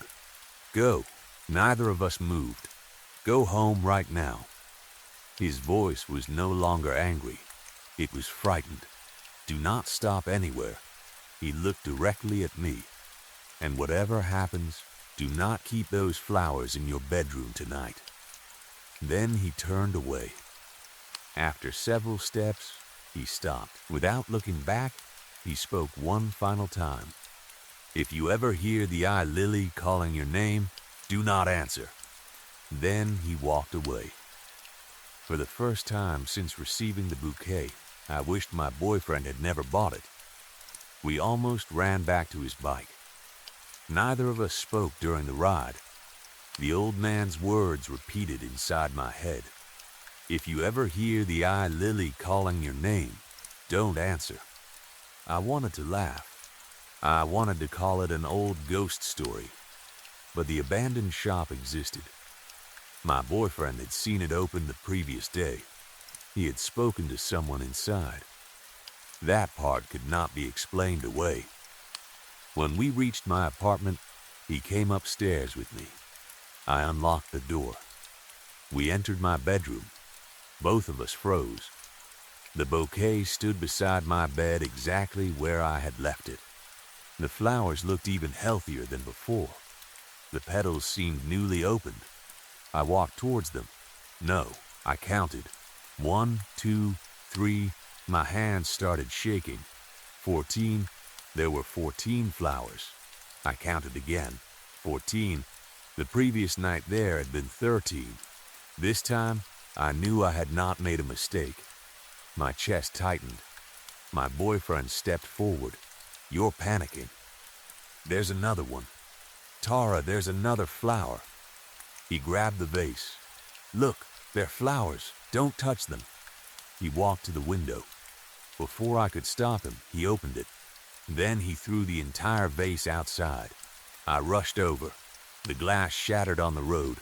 A truck passed seconds later and drove directly over the bouquet. Petals exploded beneath the tires. My boyfriend brushed his hands together dramatically. There, he smiled. Problem solved. I stared at the crushed flowers below. That old man got into our heads. I did not answer. They're normal flowers. I hope you're right. He wrapped his arms around me. I am. He kissed my forehead, then my cheek, then my lips. I'm sorry I laughed at you this morning. I leaned against him. I didn't realize you were actually scared. I'm okay. I'll call you tonight. He smiled. Okay, I nodded. He walked towards the door. Before leaving, he turned back. I love you. Those were the last words I heard him say to me while he still remembered who I was. I love you too. The door closed. I was alone. That night, I fell asleep surprisingly quickly. Maybe because the flowers were gone. Maybe because I desperately wanted everything to be over. I don't know what time I woke. My room was dark. The curtains were moving. The window was open. I stared at it. I was sure I had closed and locked it. Cold air entered the room. Then I smelled something. Sweet, soft, intoxicating. The eye lilies. I sat upright. Then I heard laughter. Girls, several girls. Their voices came from outside the window, quiet giggling. The kind friends make when sharing secrets. It should have sounded harmless. Instead, every hair on my body stood up. Who's there? The laughter stopped. No answer. The wind disappeared. The fragrance slowly faded. I stayed awake for a long time. Eventually, I must have fallen asleep again. In the morning, I told myself I had dreamed it. Again, that had become my favorite lie.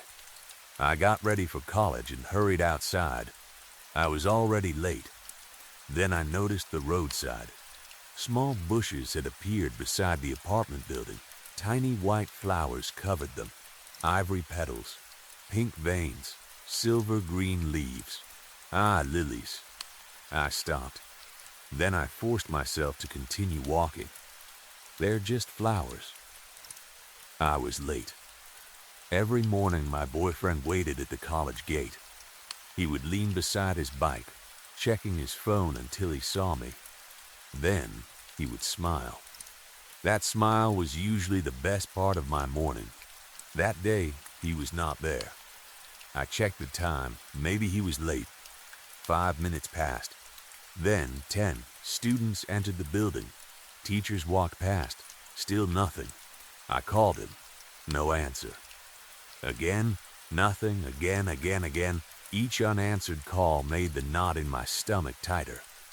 Then someone answered. Hello? It was not my boyfriend. It was one of his friends. Tara? Yes?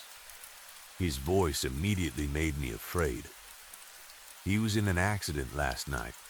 My entire body went cold. What? Don't panic. He's alive. I could barely breathe. He's at the hospital. The call ended. I stared at my phone. The world around me seemed silent.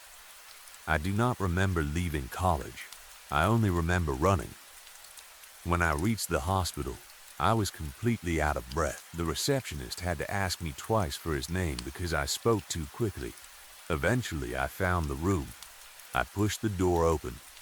There he was. A bandage wrapped around his forehead. Scratches covered the side of his face. One arm was inside a cast. Machines beside him made quiet beeping sounds. He looked peaceful. Too peaceful. I ran to the bed. My knees almost failed. I grabbed his hand. Warm. He was warm. Thank God. A doctor entered several minutes later. His scans are normal, he explained. There is no internal bleeding. His vital signs are stable. Then why isn't he awake? He suffered a head injury. Sometimes the brain needs time after trauma. Will he wake up? We expect him to.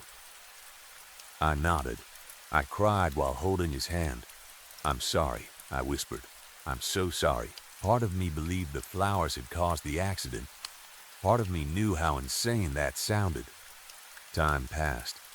Then his fingers moved. I froze. His eyelids fluttered. Slowly he opened his eyes. Relief hit me so hard that I laughed through my tears. You idiot. He stared at me. You scared me to death. His expression did not change. He looked confused. His lips moved. Who? I smiled, uncertain. His eyebrows tightened. Who are you? I stopped breathing. At first I thought he was joking. Then doctors began asking questions. His name, his parents, his friends, his home address, college, childhood memories. He remembered everything. Everyone, except me. Nearly 2 years of our relationship had disappeared from his mind. The doctor said memory loss after head trauma could be unpredictable. Sometimes only certain memories disappeared.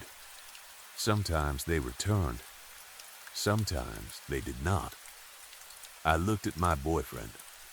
He looked back like I was a stranger standing beside his hospital bed. I could not stay. I left. I walked all the way home. When I reached my apartment, the eye lilies were gone. The bushes outside had disappeared. No flowers, no petals, nothing. Even the crushed bouquet on the road was gone. It looked as though the flowers had never existed. I cried for days. I tried everything to help him remember.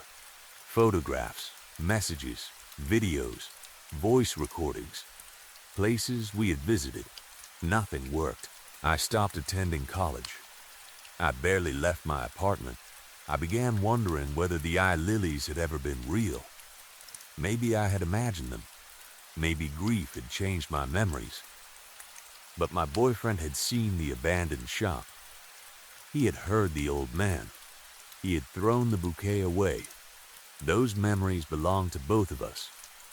At least they had. Weeks passed. I never saw another eye lily. Then one afternoon, someone rang my doorbell.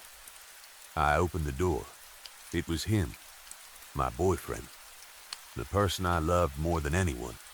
For a second, I could not move. I thought his memories had returned. I almost threw my arms around him. He remained outside. "I still don't remember you," he said. My happiness broke immediately. "Oh, my brain doesn't recognize you." He looked uncomfortable, but I went through my phone. I said nothing. I saw our messages. His voice became softer. Our calls, pictures, videos. He looked at me. "There's so much." Tears filled my eyes. "I don't remember any of it." He paused, "But I know one thing." "What?" "You love me." My lips trembled. He smiled faintly. "Actually, I think you still do." I could not speak. "I don't know what we had," he continued, "but I want to." He took one careful step closer. "If you really loved me that much, I want to know what it felt like." My tears began falling. "I want you in my life." He hesitated. "Could you love me again?" I stared at him. "As much as you loved me before?" That was all it took. I threw my arms around him. I held him with every bit of strength I had. For the first time in weeks, I felt hope. Maybe memories were not everything. Maybe we could start again. Maybe whatever the eye lilies had taken could be rebuilt. Then the wind moved through the hallway. A familiar fragrance touched my nose. Sweet, delicate, intoxicating, my entire body went cold. No, he slowly pulled away from the hug. Then he smiled. "Oh, I almost forgot." My heart stopped. "What?" "I brought you something." He reached behind his back. I saw it growing outside your building. In his hand was a single flower. Ivory white petals, thin crimson veins, silver leaves. The eye lily. Story 4. I moved into the apartment last week.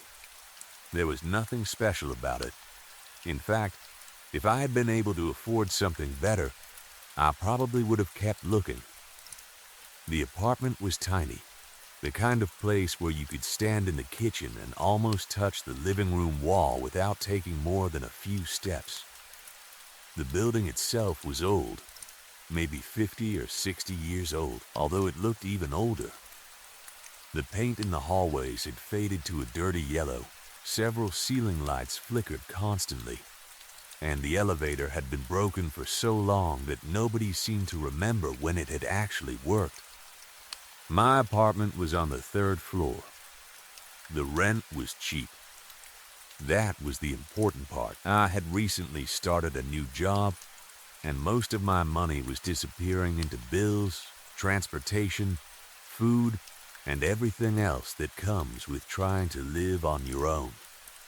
I did not need anything fancy. I just wanted somewhere quiet, where I could sleep at night and keep my things. The landlord seemed strange from the beginning. His name was Mr. Hale. He was probably somewhere in his late 60s, although it was hard to tell because he always looked exhausted.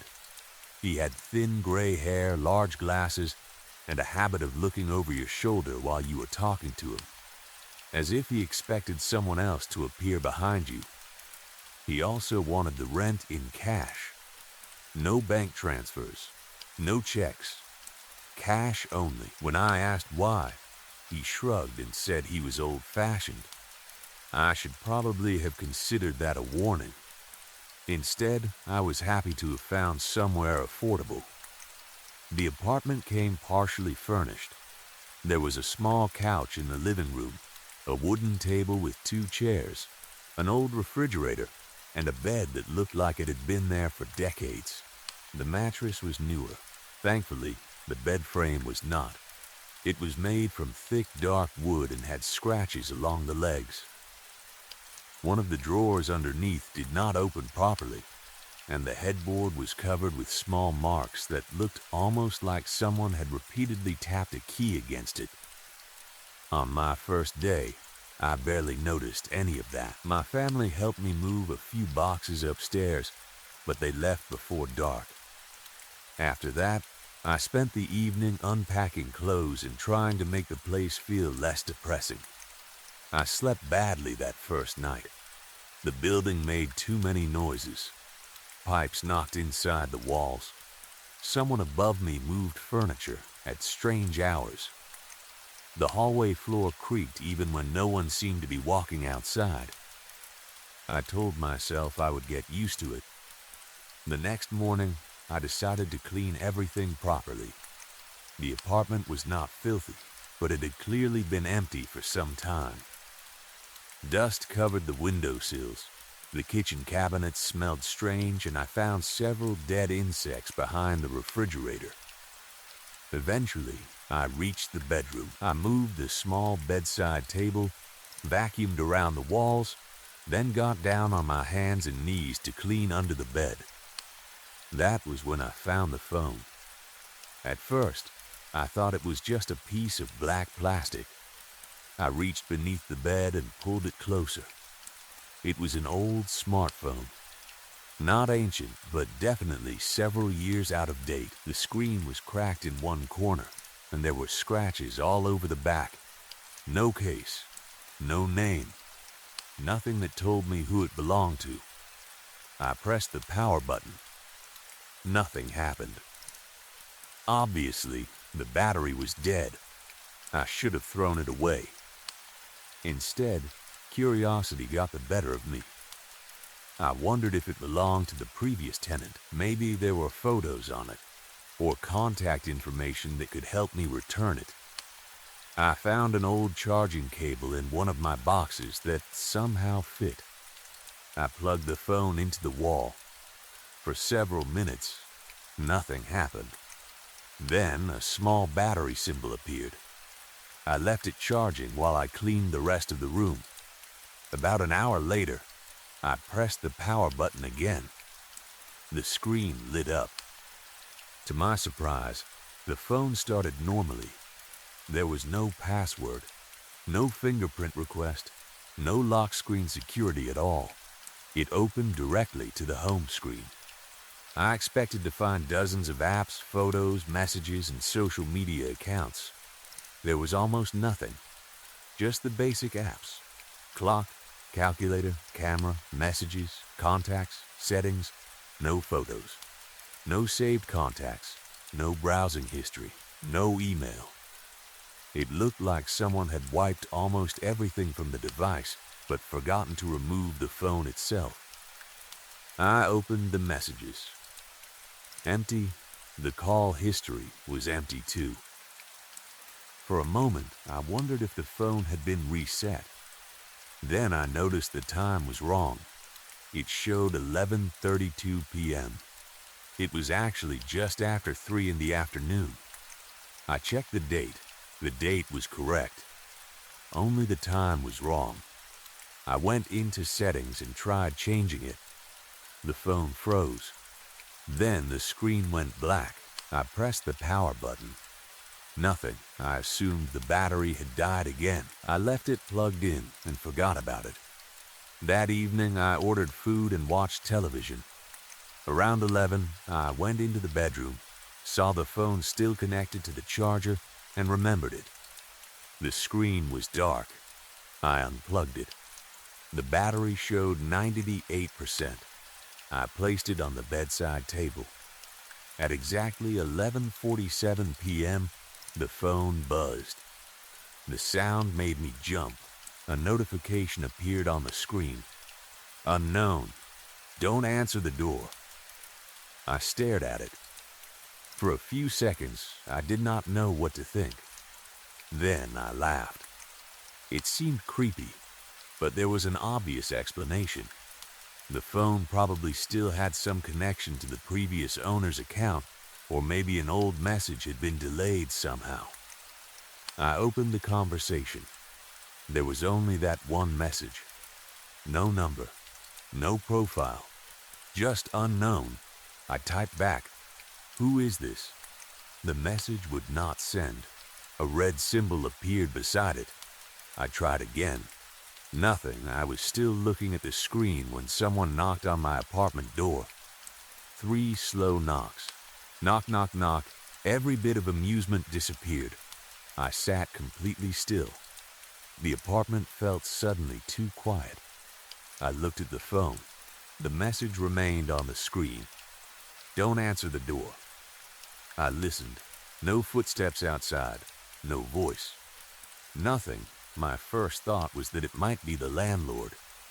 Maybe he needed something. Then I remembered the time. 11:47 at night. I stood slowly. The door was only a few steps from the bedroom. I walked into the living room and stopped several feet away from it. Another knock came 3 times again. Slow, even, knock, knock, knock. Who is it? I called. No answer. I should not have gone closer. I know that now. But at the time, I was more confused than afraid. The door had a peephole. I stepped toward it. The phone buzzed behind me in the bedroom. I hesitated. Then I leaned forward and looked through the peephole. The hallway was empty. No one. I looked left. Then right. Nothing but the yellow walls and the flickering ceiling light. I stepped back. The phone buzzed again. I returned to the bedroom and picked it up. Another message had appeared. Unknown. Too late. You looked. A cold feeling moved through my stomach. I read it again. Too late. You looked. Almost immediately, the hallway light outside my apartment switched off. I could see the change through the gap beneath my front door. 1 second, yellow light was visible. The next, complete darkness. I stood there holding the phone. Then something scratched lightly against the outside of the door. Not knocking. Scratching, slowly, from near the top of the door down toward the handle. I backed away. The scratching stopped. I waited. Nothing happened. I did not sleep that night. I kept every light in the apartment on and sat on the couch with a kitchen knife beside me. I know that sounds ridiculous. If someone had actually broken in, I probably would not have known what to do with it. But holding something made me feel better. At around 2 in the morning, I heard footsteps in the hallway. They stopped outside my apartment. I waited for another knock. It never came. Around 4, I heard something whisper my name. I cannot prove it came from outside. It might have been a neighbor's television. It might have been my imagination. At least, that is what I told myself. When daylight finally came, I went outside. The hallway light was working again. There were no scratches on the door, no footprints, nothing. I checked the phone. Both messages were gone. The conversation was empty. That should have made me feel better. It did not. I decided to ask Mr. Hale about the previous tenant. His apartment was on the ground floor near the entrance.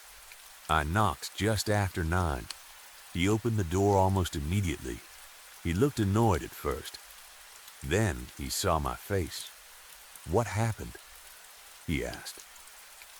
I wanted to ask about the person who lived in my apartment before me.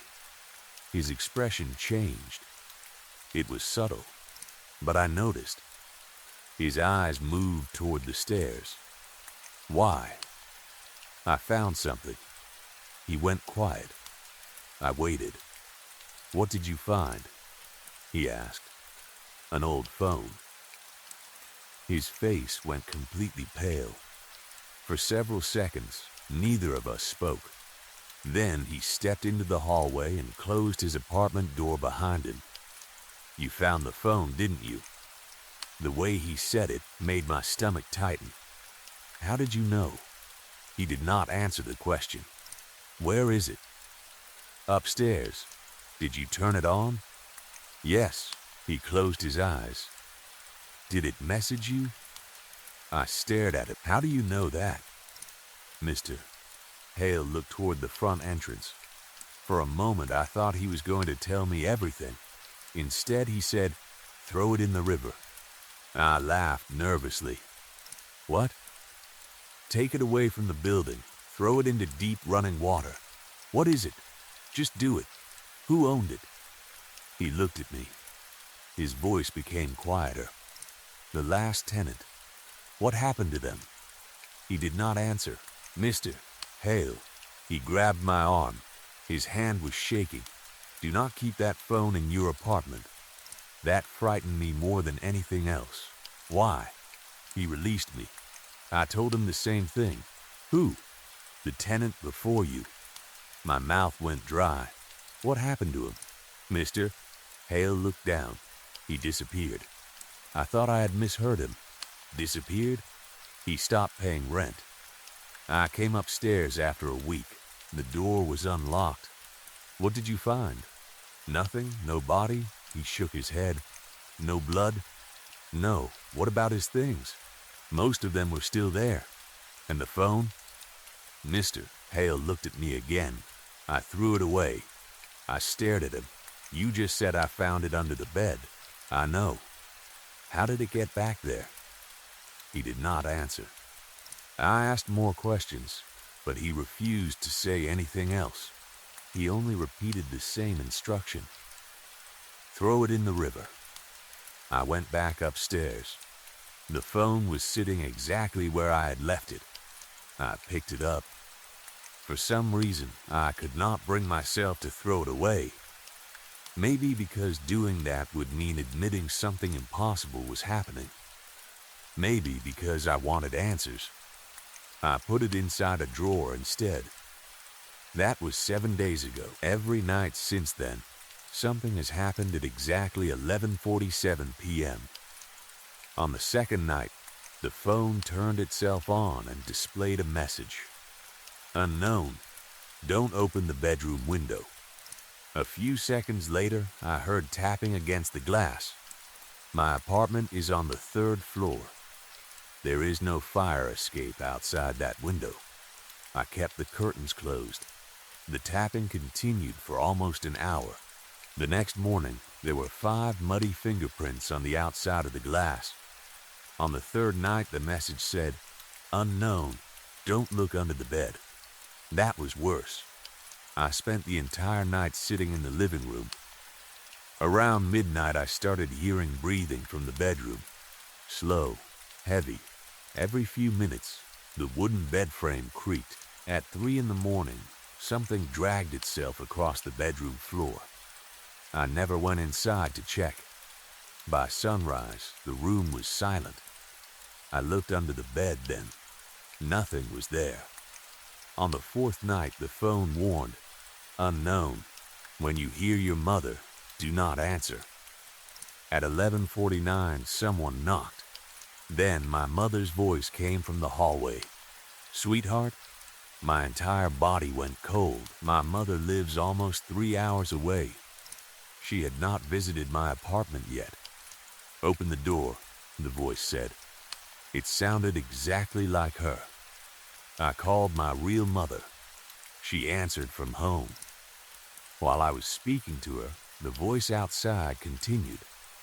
Please let me in. My mother asked what was wrong. I told her someone was playing a joke. I did not tell her the truth. The thing outside remained for 20 minutes. Then I heard it laugh. It did not sound like my mother anymore. On the 5th night, the message said, Unknown. It knows you can hear it. Nothing knocked. Nothing appeared at the windows. Instead, I heard something moving inside the walls. It traveled from the kitchen to the living room. Scratch, pause, scratch, pause. Then it moved into the bedroom wall. It stopped directly behind my headboard. A voice whispered from inside the wall. Found you. I left the apartment and slept in my car. When I returned the next morning, the front door was open. I was certain I had locked it. The phone was sitting on the kitchen table. I had left it inside the bedroom drawer. On the 6th night, I planned to stay somewhere else. I packed a bag after work and went to a cheap hotel across town. I left the old phone inside the apartment. At 11:47 p.m., the hotel room television switched off by itself. My personal phone buzzed. A message appeared. Unknown, wrong room. I dropped my phone. 3 knocks came from the hotel door. Slow, even, exactly like the first night. I did not look through the peephole. I stayed inside the bathroom until sunrise. When I returned to my apartment this morning, the old phone was lying on my bed. The battery was fully charged. I unplugged every charger in the apartment. It should not have had power. I finally went back to Mr. Hale. He refused to open his door. I knocked for almost 10 minutes. Eventually, he spoke through the wood. Go away. I need to know what happened to the last tenant.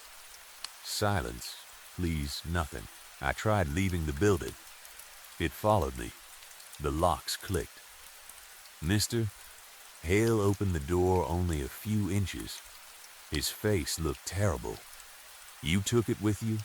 No, he looked even more afraid. Then, it isn't the phone anymore. What does that mean? He swallowed. The phone only warns you at first. Warns me about what? He looked past me toward the stairs. The thing that noticed you. I felt sick. What thing? I don't know. You have to know something. The previous tenant called it the visitor. Why? Because it always asks to come inside. I remembered the knocks, the voices. My mother outside the door. What happens if you let it in?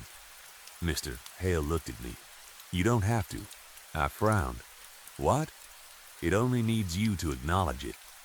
My stomach dropped. The peephole. He nodded. You looked. I remembered the message from the first night. Too late. You looked. What happened to the last tenant? Mr. Hale's eyes filled with tears. He kept getting warnings. He followed them for weeks. Then, one night the phone told him not to look into his bathroom mirror. My throat tightened. And he did. What did he see? I don't know. Then, how do you know? Because he called me afterward. Mr. Hale's voice began shaking. He said there was someone standing behind him in the mirror. I said nothing. He turned around. No one was there. Then the person in the mirror smiled. A cold feeling spread through my body. What happened next? The next morning, he was gone. I stared at him. And you rented the apartment to me? Shame appeared on his face. I thought it was over. You knew about this. I threw the phone into the river. And it came back. He nodded. Why didn't you destroy it? I tried. How? Firehammer, I even drove over it. And it always came back. I took a step closer. What am I supposed to do? Mr. Hale slowly shook his head. I don't know. That was this afternoon. Tonight is my 7th night in the apartment. I considered leaving the city. I considered going to the police. What would I tell them? A haunted phone is warning me about something that knocks on doors? They would think I needed psychiatric help. Maybe I do. I have not slept properly in a week. It is currently 11:46 p.m. The old phone is sitting on the kitchen table. I placed it there 2 hours ago. I removed the battery. At least, I thought I did. The back of the phone does not open now. I swear it used to. A minute ago, the screen turned on. No charger, no cable, nothing, just light. The time changed by itself. 11:46. I am writing this on my laptop while I still have internet. The apartment is silent, too silent. Even the building sounds have stopped. No pipes, no footsteps, no television from the neighbors. Nothing. The phone just buzzed. I do not want to look. I know I have to. Another buzz. The screen is facing me. There is a message. Unknown tonight. Do not believe the phone. I have read it 5 times. I do not understand. The phone has been warning me all week.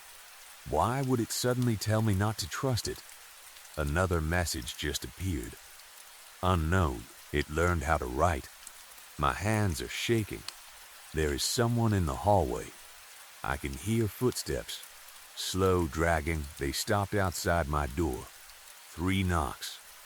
Knock, knock, knock. The old phone buzzed again. Unknown. Open the door. No, absolutely not. Another message. Unknown, I can help you. The door handle just moved. It is locked. I checked it 3 times. Someone outside whispered my name. Not my mother this time. Mr. Hale, open up, he said. I almost believed it. Then I remembered his apartment is downstairs. I texted him, are you outside my door? No response. The voice knocked again. Please, it's me. My personal phone just buzzed. Mr. Hale finally replied. Don't open it. The old phone buzzed immediately. Unknown, he is lying. I do not know which one to trust. The hallway light just went out. There is something moving beneath the door. A shadow. It is too tall. The shadow reaches halfway across my living room even though there should not be enough light outside to create it. The phone buzzed. Unknown, look through the peephole. No, I am not doing that again. Something is scratching the door. The old phone buzzed. Unknown, you need to see what it is. I pushed the phone off the table. It hit the floor. The screen cracked. A voice came from the speaker. Not a message. A voice. My voice. Look, I backed away. The phone repeated it. Look, the scratching stopped. Everything went quiet. Then I heard something behind me. 3 slow knocks. Not from the front door. From the bedroom. I am in the living room. The bedroom door is open. I can see the bed from here. Something is underneath it. I can see fingers curled around the wooden frame. Very long fingers. The old phone just buzzed again. The screen is broken, but the message is still readable. Unknown, don't look under the bed. Too late. I already did. The fingers disappeared. The mattress just moved. Something climbed onto the bed. I cannot see it clearly from here. It is sitting with its back toward me. It looks human, I think. The phone buzzed again. Unknown, whatever happens, don't let it see your face. The thing on the bed is turning around. Slowly, I am looking down at the laptop screen now. I am not going to look up. The internet keeps cutting out. If this posts, please listen to me. If you ever move into a cheap apartment and find an old phone under the bed, do not turn it on. Do not answer the messages. Do not check the peephole. Do not try to understand what is warning you. And if the landlord tells you to throw it into a river, do it. Do not put it in a drawer because you are curious. Do not keep it for 7 nights. Because I understand now, the phone was never left behind by the previous tenant. It was bait. It wanted someone to charge it. Someone to read the first warning. Someone to look through the door and let the visitor know there was a new person inside. The thing in my bedroom is breathing now. It sounds wet. The phone has one final message. Unknown. Thank you for letting me find you. I can see something reflected in the black edge of my laptop screen. It is standing directly behind me. And it has my face. Story 5. I have been doing better lately. At least, that is what everyone keeps telling me. My therapist says I have made progress. He calls what we are doing deprogramming therapy, which is a polite way of saying he is trying to help me separate my own thoughts from everything I was taught to believe at Crescent Hollow. There is a lot to separate. For years, I could not tell the difference between something I truly believed and something Mother May I had planted in my head. Even now, I sometimes catch myself using the words she gave us. Family, blessing, purity, transformation, mother. That last one is the hardest. My therapist's name is Jerry. He is patient and kind, which makes this harder in some ways. If he were cold or rude, I could tell myself I had a reason not to trust him. But Jerry listens. He does not laugh when I tell him some of the things we believed. He does not look disgusted when I explain the rituals. He never asks why I did not simply leave. He understands that leaving is not that simple. For one of my assignments, Jerry told me to make a friend. Not another survivor. Not someone from a support group. Just an ordinary person. He said people who leave groups like ours often become very isolated. We become afraid of communities because we know what communities can turn into. We either trust everyone too quickly or trust no one at all. So I made a friend. Nothing dramatic happened. We met for coffee. We talked about films, jobs, food, and normal things. That was probably the strangest part. Normal conversation still feels unnatural to me. At Crescent Hollow, we did not talk about films or weather or books unless they were connected to Mother May I. We did not gossip about celebrities or complain about bad television shows. Every conversation eventually became about her. Her plans, her wisdom, her transformation, her love. Jerry also told me to be completely honest with him about everything that happened. That is the one thing I have not done. It is not because I cannot remember. I remember everything. I remember far too much.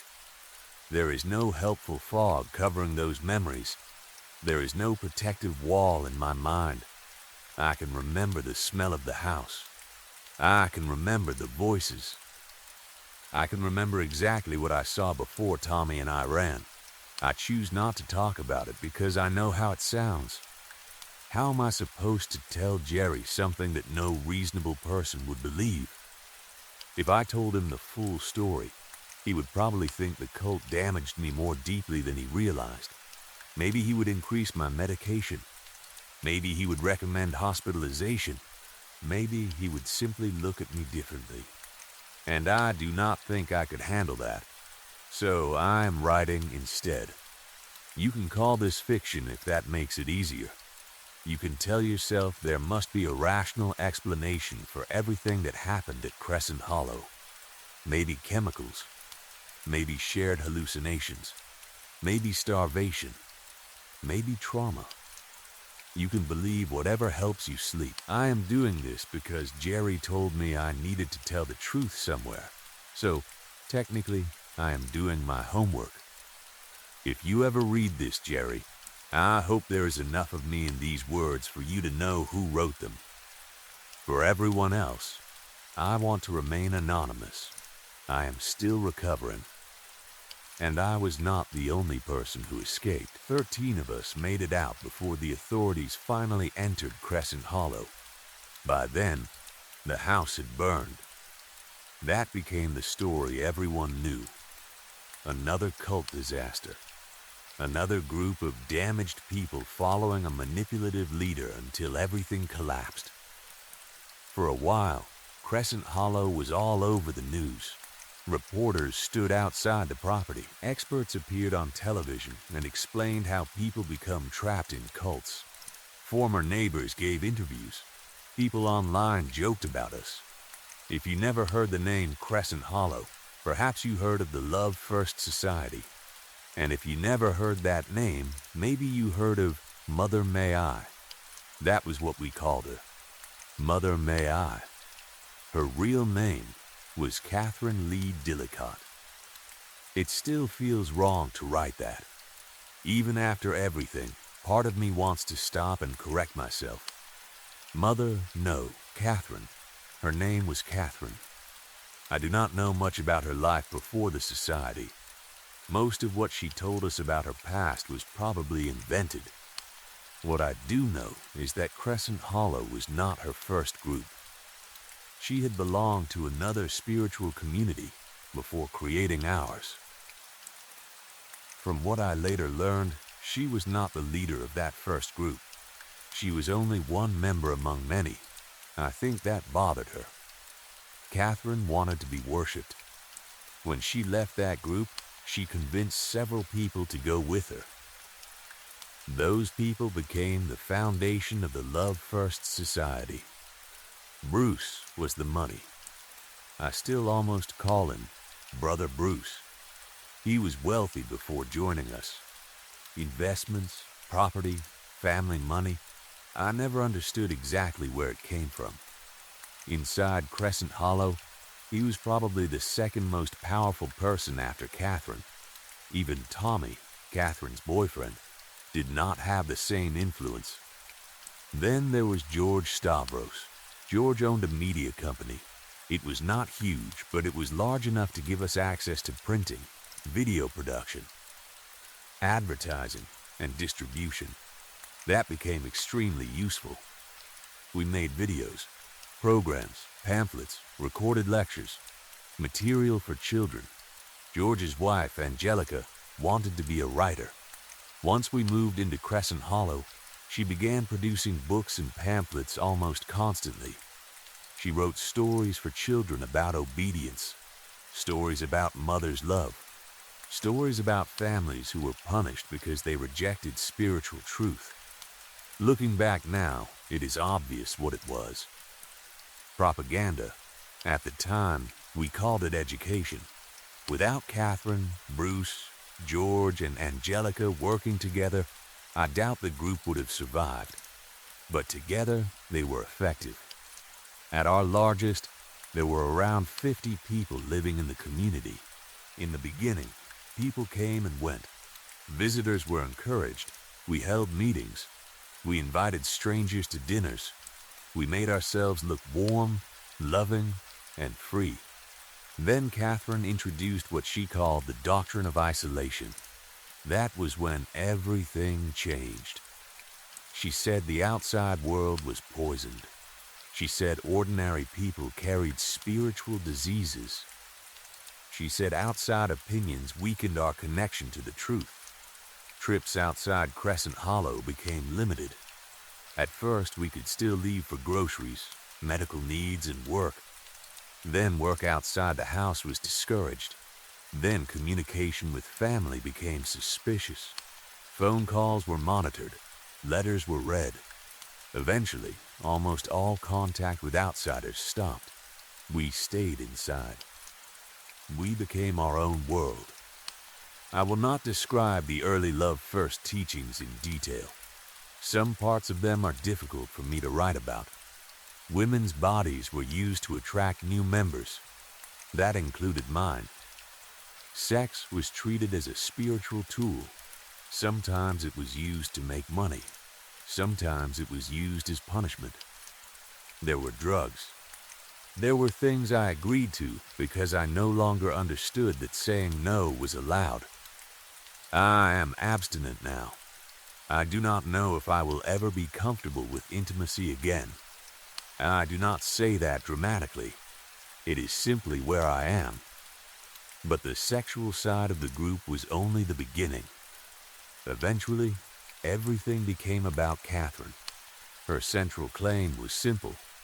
She said she was a goddess, not connected to a goddess, not chosen by one. She was one. She also claimed she could not truly die. If you hear that while sitting safely in your own home, it sounds absurd. Of course it does. But belief works differently inside a closed community. Imagine someone saying there is a fire burning in an empty room. You look inside. There is no fire. Then 5 people tell you they see flames. 10 people say they feel heat. 20 people say the smoke is making their eyes water. Soon you begin wondering what is wrong with you. Everyone else sees the fire. Why do you not? Maybe your spiritual sight is weak. Maybe you are broken. Maybe everyone else knows something you do not. Eventually, pretending becomes easier than standing alone, and after pretending long enough, you may begin seeing the fire too. That was Crescent Hollow. Catherine called herself a Tiamat and a Gaia. I do not think she understood either name particularly well. She mixed religious traditions constantly, Christian language, occult symbols, Native American rituals, Eastern meditation. Whatever sounded ancient or mysterious became useful. She still demanded that we call her Mother May I. That name was important. We were required to speak to her through questions. Mother, may I eat? Mother, may I leave the room? Mother, may I sleep? It trained us to ask permission for everything. Even our thoughts began to feel like they belonged to her. Later, she began drinking colloidal silver. A lot of it. She said it purified her body. She said normal flesh was temporary, and the silver was preparing her for transformation. She never forced the rest of us to drink it. We were not becoming gods yet. We were helping her become one. The rituals became more extreme. There was blood. There were symbols painted on walls and floors. There were bowls containing mixtures of bodily fluids collected from members. Catherine said our bodies contained energy. If we gave those fluids willingly, she could absorb our strength. Sometimes she drank the mixture. We watched. We praised her. We told one another how beautiful it was. That is difficult to admit now. Almost every conversation became about Catherine. No one talked about ordinary life anymore. If I found myself wanting to discuss something else, I felt guilty. I remember once wanting to talk about a television show I had seen years before joining Crescent Hollow. The thought made me feel sick with shame. Why would I waste words on entertainment when Mother was preparing to save us? That was how my mind worked by then. Catherine filled every empty space. Then she became sick. At first, we believed this was part of the transformation. Catherine had forbidden outside medicine for years. Headaches were treated with herbs, fever with strange teas, infections with oils and prayers. Nothing came from licensed doctors. Then, Catherine became seriously ill. Looking back, I can see the exact moment she became frightened. At first, she directly demanded medical help. That confused us. She had taught us hospitals were places of spiritual corruption. Doctors were servants of a system that wanted to prevent transcendence. Now, she wanted one. But none of us moved. We thought it was a test. When she realized we were not going to take her to a hospital, she changed tactics. She began joking about it. After one of her seizures, she would laugh weakly and say, "Maybe one of you should drive me to a doctor." Or she would look at the men and joke, "Any strong boys want to carry Mother to the hospital?" We laughed with her. We believed she was testing our faith. She had told us her body was a cocoon. Illness meant the cocoon was breaking down. Soon, she would emerge. Beautiful, immortal, divine. So when she begged for help, we did nothing. That is something I have to live with. We watched a woman die because she had trained us too well. She became cruel near the end, crueler than before. She screamed at us. She exposed our secrets in front of the whole community. Private things we had told her during counseling were suddenly announced to everyone. At the time, we thought she had developed new powers. How else could Mother know so much? We conveniently forgot that we had told her ourselves.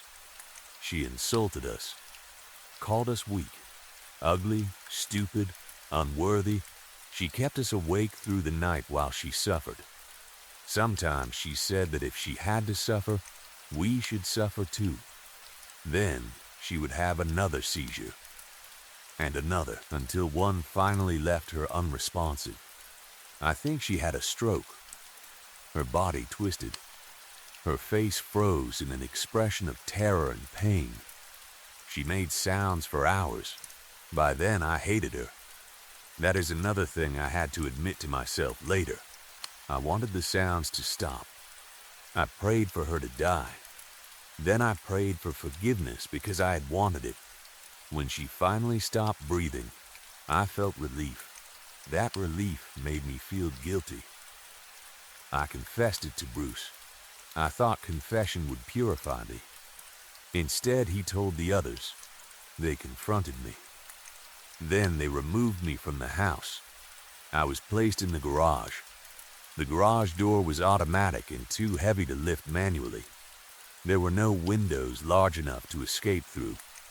They gave me a blanket. They promised food. They called it mercy. They said I could return once I had found my faith again. At the time, I accepted this. That is how deeply I was still trapped. I did not think I was being imprisoned. I thought I was being corrected. Inside the house, they prepared Catherine's body. They cleaned her, dressed her, placed her on the bed where she had died. One person was assigned to watch her at all times. Mother May I would wake. That was the belief. 3 days passed. Everyone waited. The third day mattered to us for obvious reasons. We did not openly say Catherine was Christ, but the comparison was always there. After the third day, nothing happened. People became quieter. They did not lose faith exactly. Their faith became distant. Mechanical, they still prayed, but there was less excitement. They continued preserving the body and said how beautiful she looked. Then one night, I woke to a scream. It was the worst scream I had ever heard. A woman's voice, high and desperate. I jumped up and ran to the door connecting the garage to the house. Voices filled the other side. People were running. I banged on the door. What happened? No answer. I shouted again. Eventually, someone responded. I think it was Marshall. Do you need something? What happened? A pause. Mindy fainted. That was all. Mindy, not Sister Mindy.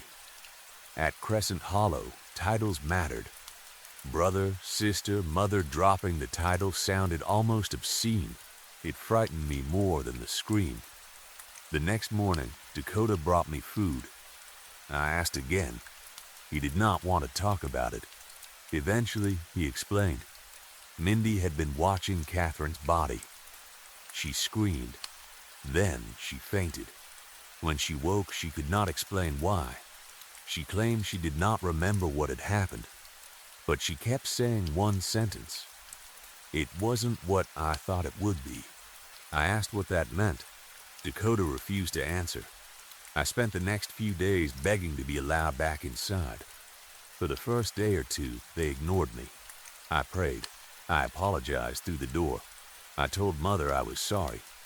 Mindy apparently refused to watch the body again. Brother Dom replaced her. Things became quiet. Then George came into the garage on the third day. We prayed together. I cried. I begged him to let me return. He told me my attitude had improved. He said he would speak with the others. I might still have to spend another night in the garage, but perhaps I could return soon. That night, everything fell apart. Police arrived at Crescent Hollow. Someone had made an anonymous report.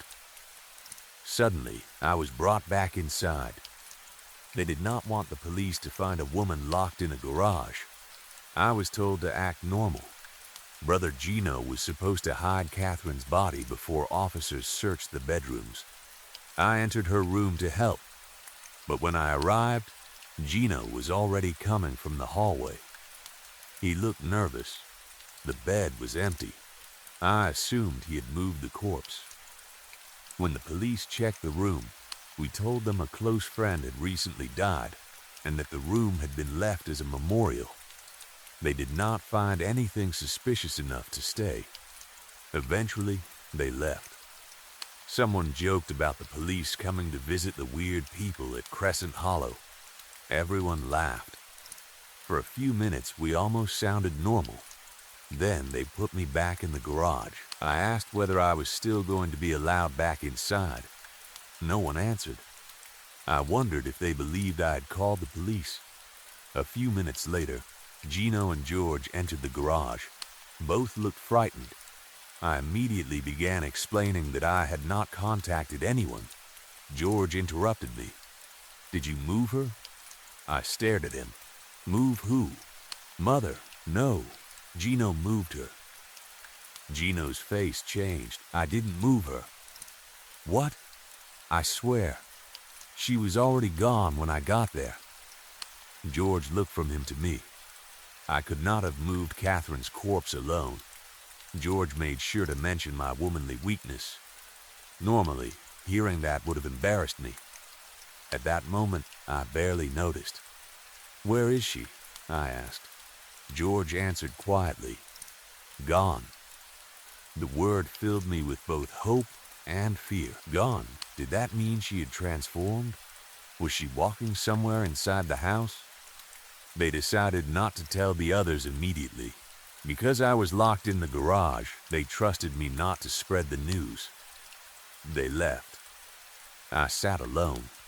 Part of me wanted to celebrate. Mother had risen. Was that not what we had been waiting for? But something inside me felt wrong. A heavy dread settled over me. I barely slept. A few days later, Tommy was thrown into the garage with me. There had been shouting inside the house, arguments. Then the door opened and he was pushed through. I learned that Tommy had made the anonymous police call. He had been disturbed by the way everyone treated Catherine's illness. Apparently, he had argued for medical help from the beginning. He even tried to sneak her out one night. Others caught him. Only his position as Catherine's lover prevented him from being punished sooner. Calling the police ended that protection. Tommy told me the house had changed since Catherine's body disappeared. People avoided her bedroom. No one wanted to walk near it. There was a strange pressure around the room. He described it like standing too close to a storm. Then he told me about the dreams. Several members had begun having the same nightmare. They would wake unable to move. Above them floated something resembling a statue made from white stone. It hovered inches from their faces. The cold coming from it felt like breath. I asked Tommy if he believed Catherine was transforming. He looked at me as if I had said something insane. "Do you honestly still believe Catherine's bullshit?" The question hurt me. I cried. I told him he was lost. I said Mother could still forgive him. I promised to pray for him. Part of me believed every word. Another part did not. That second part was growing. I did not tell Tommy that I was beginning to fear the house. I did not tell him that maybe I no longer wanted to return inside. The idea filled me with guilt. After doubt came guilt. After guilt came prayer. That was always the pattern. Tommy stopped arguing with me eventually. He sat in the corner, muttering. Sometimes I heard him say idiotic, sometimes disgraceful. I never knew whether he meant me, the society, or himself. We spent most of our time listening through the garage door. During the day, the house sounded almost normal. At night, everything changed. There were footsteps, some familiar, some not. There were voices gathering in small groups, whispers, arguments. Sometimes people cried. One night, there was a violent struggle somewhere inside. Furniture crashed. Several people shouted. Then silence.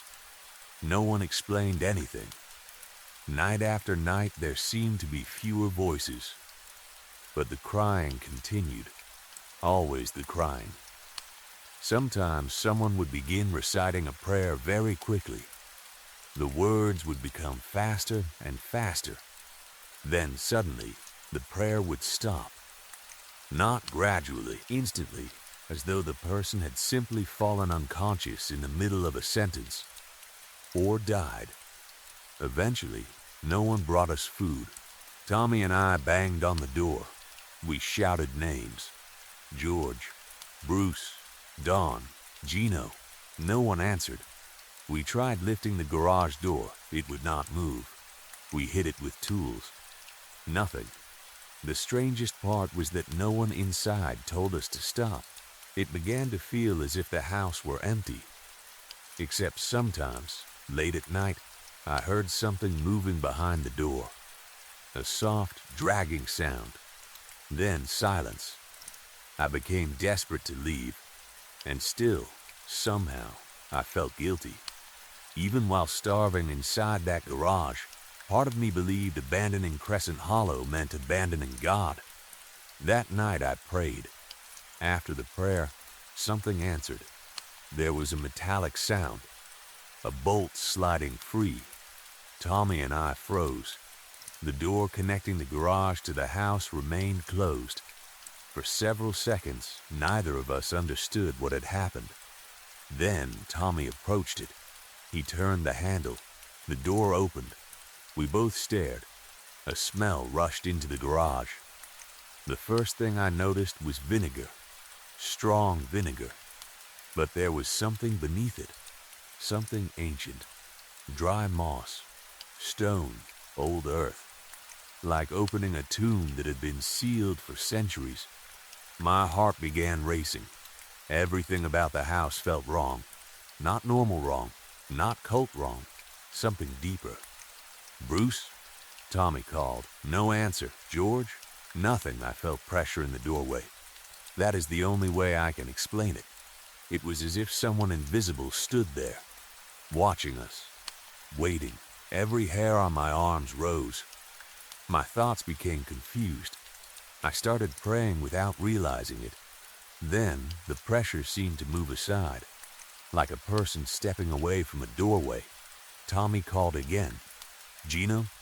Nothing, Elaine? Silence. My legs stopped working. I sank toward the floor. My breathing became too fast.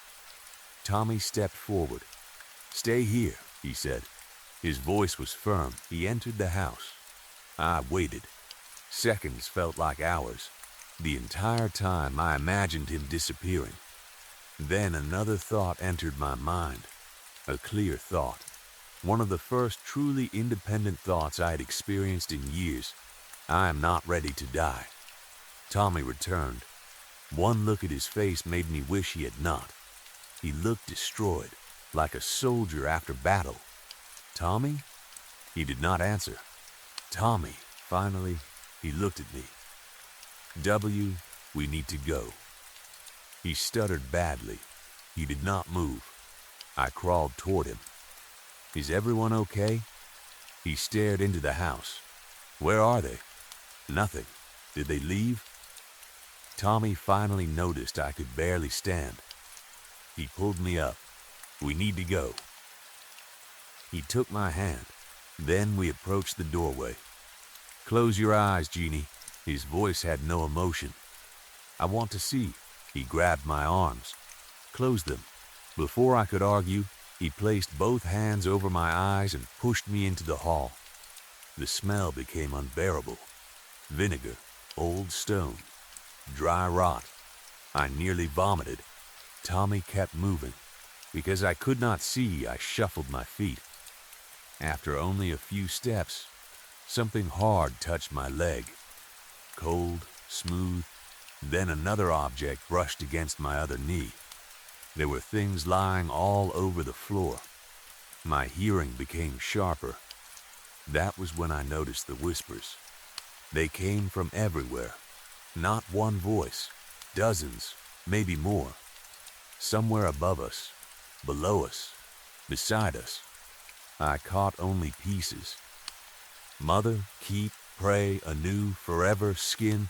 The words repeated in different voices. Some sounded familiar. Maisie, Clark, Nathan, Bruce. I whispered their names. No one answered directly. Tommy guided me forward. "Oh God," he kept saying. "Oh God in heaven."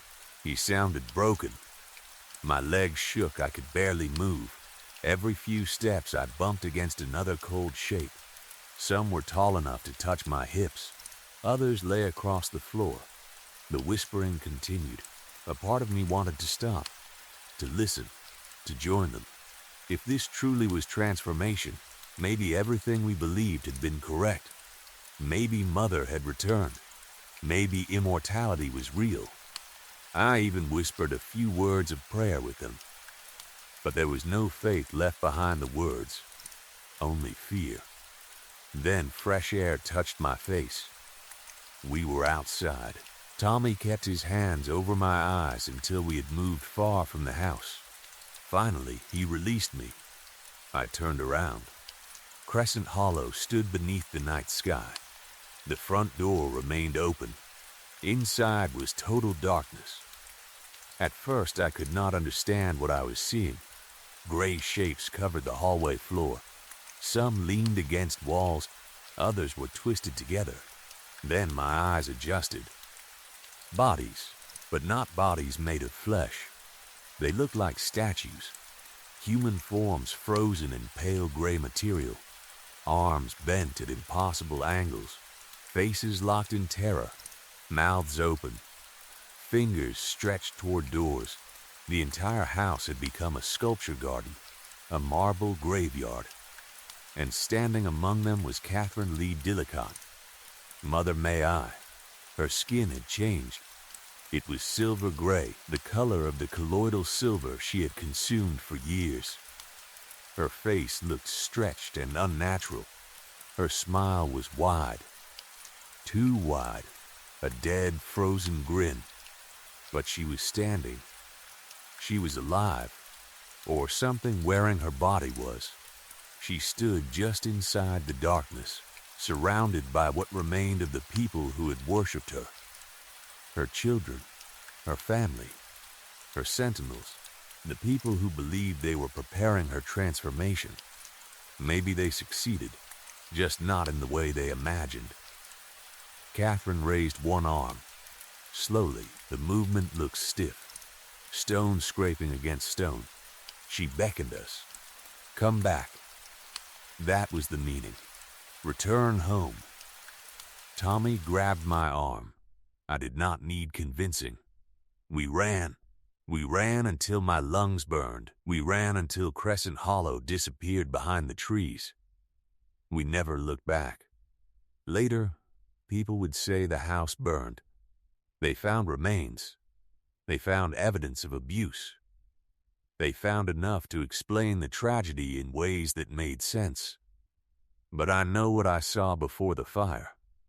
I know those gray shapes were not statues. I knew some of those people. I heard their voices. Sometimes, when I sleep, I hear them again. Mother, pray, forever, Skin Jerry tells me I survived because some part of me remained strong enough to question what I was being taught. I wish I believed that. The truth is, I almost stayed, even after everything, even while Tommy dragged me through that hallway, even while I heard my friends whispering from inside those cold gray bodies. Part of me wanted to go back. Part of me still believed Catherine was a goddess. That is the part of cult recovery people do not understand. You can leave the house. You can change your name. You can move across the country. You can spend years in therapy. But sometimes the house does not leave you. Sometimes I wake at night and smell vinegar. Sometimes I feel cold pressure beside my bed. And sometimes, just before I fall asleep, I hear a woman whisper from the darkness. Not Catherine. Mother. She always asks the same question. May I come in? I never answer.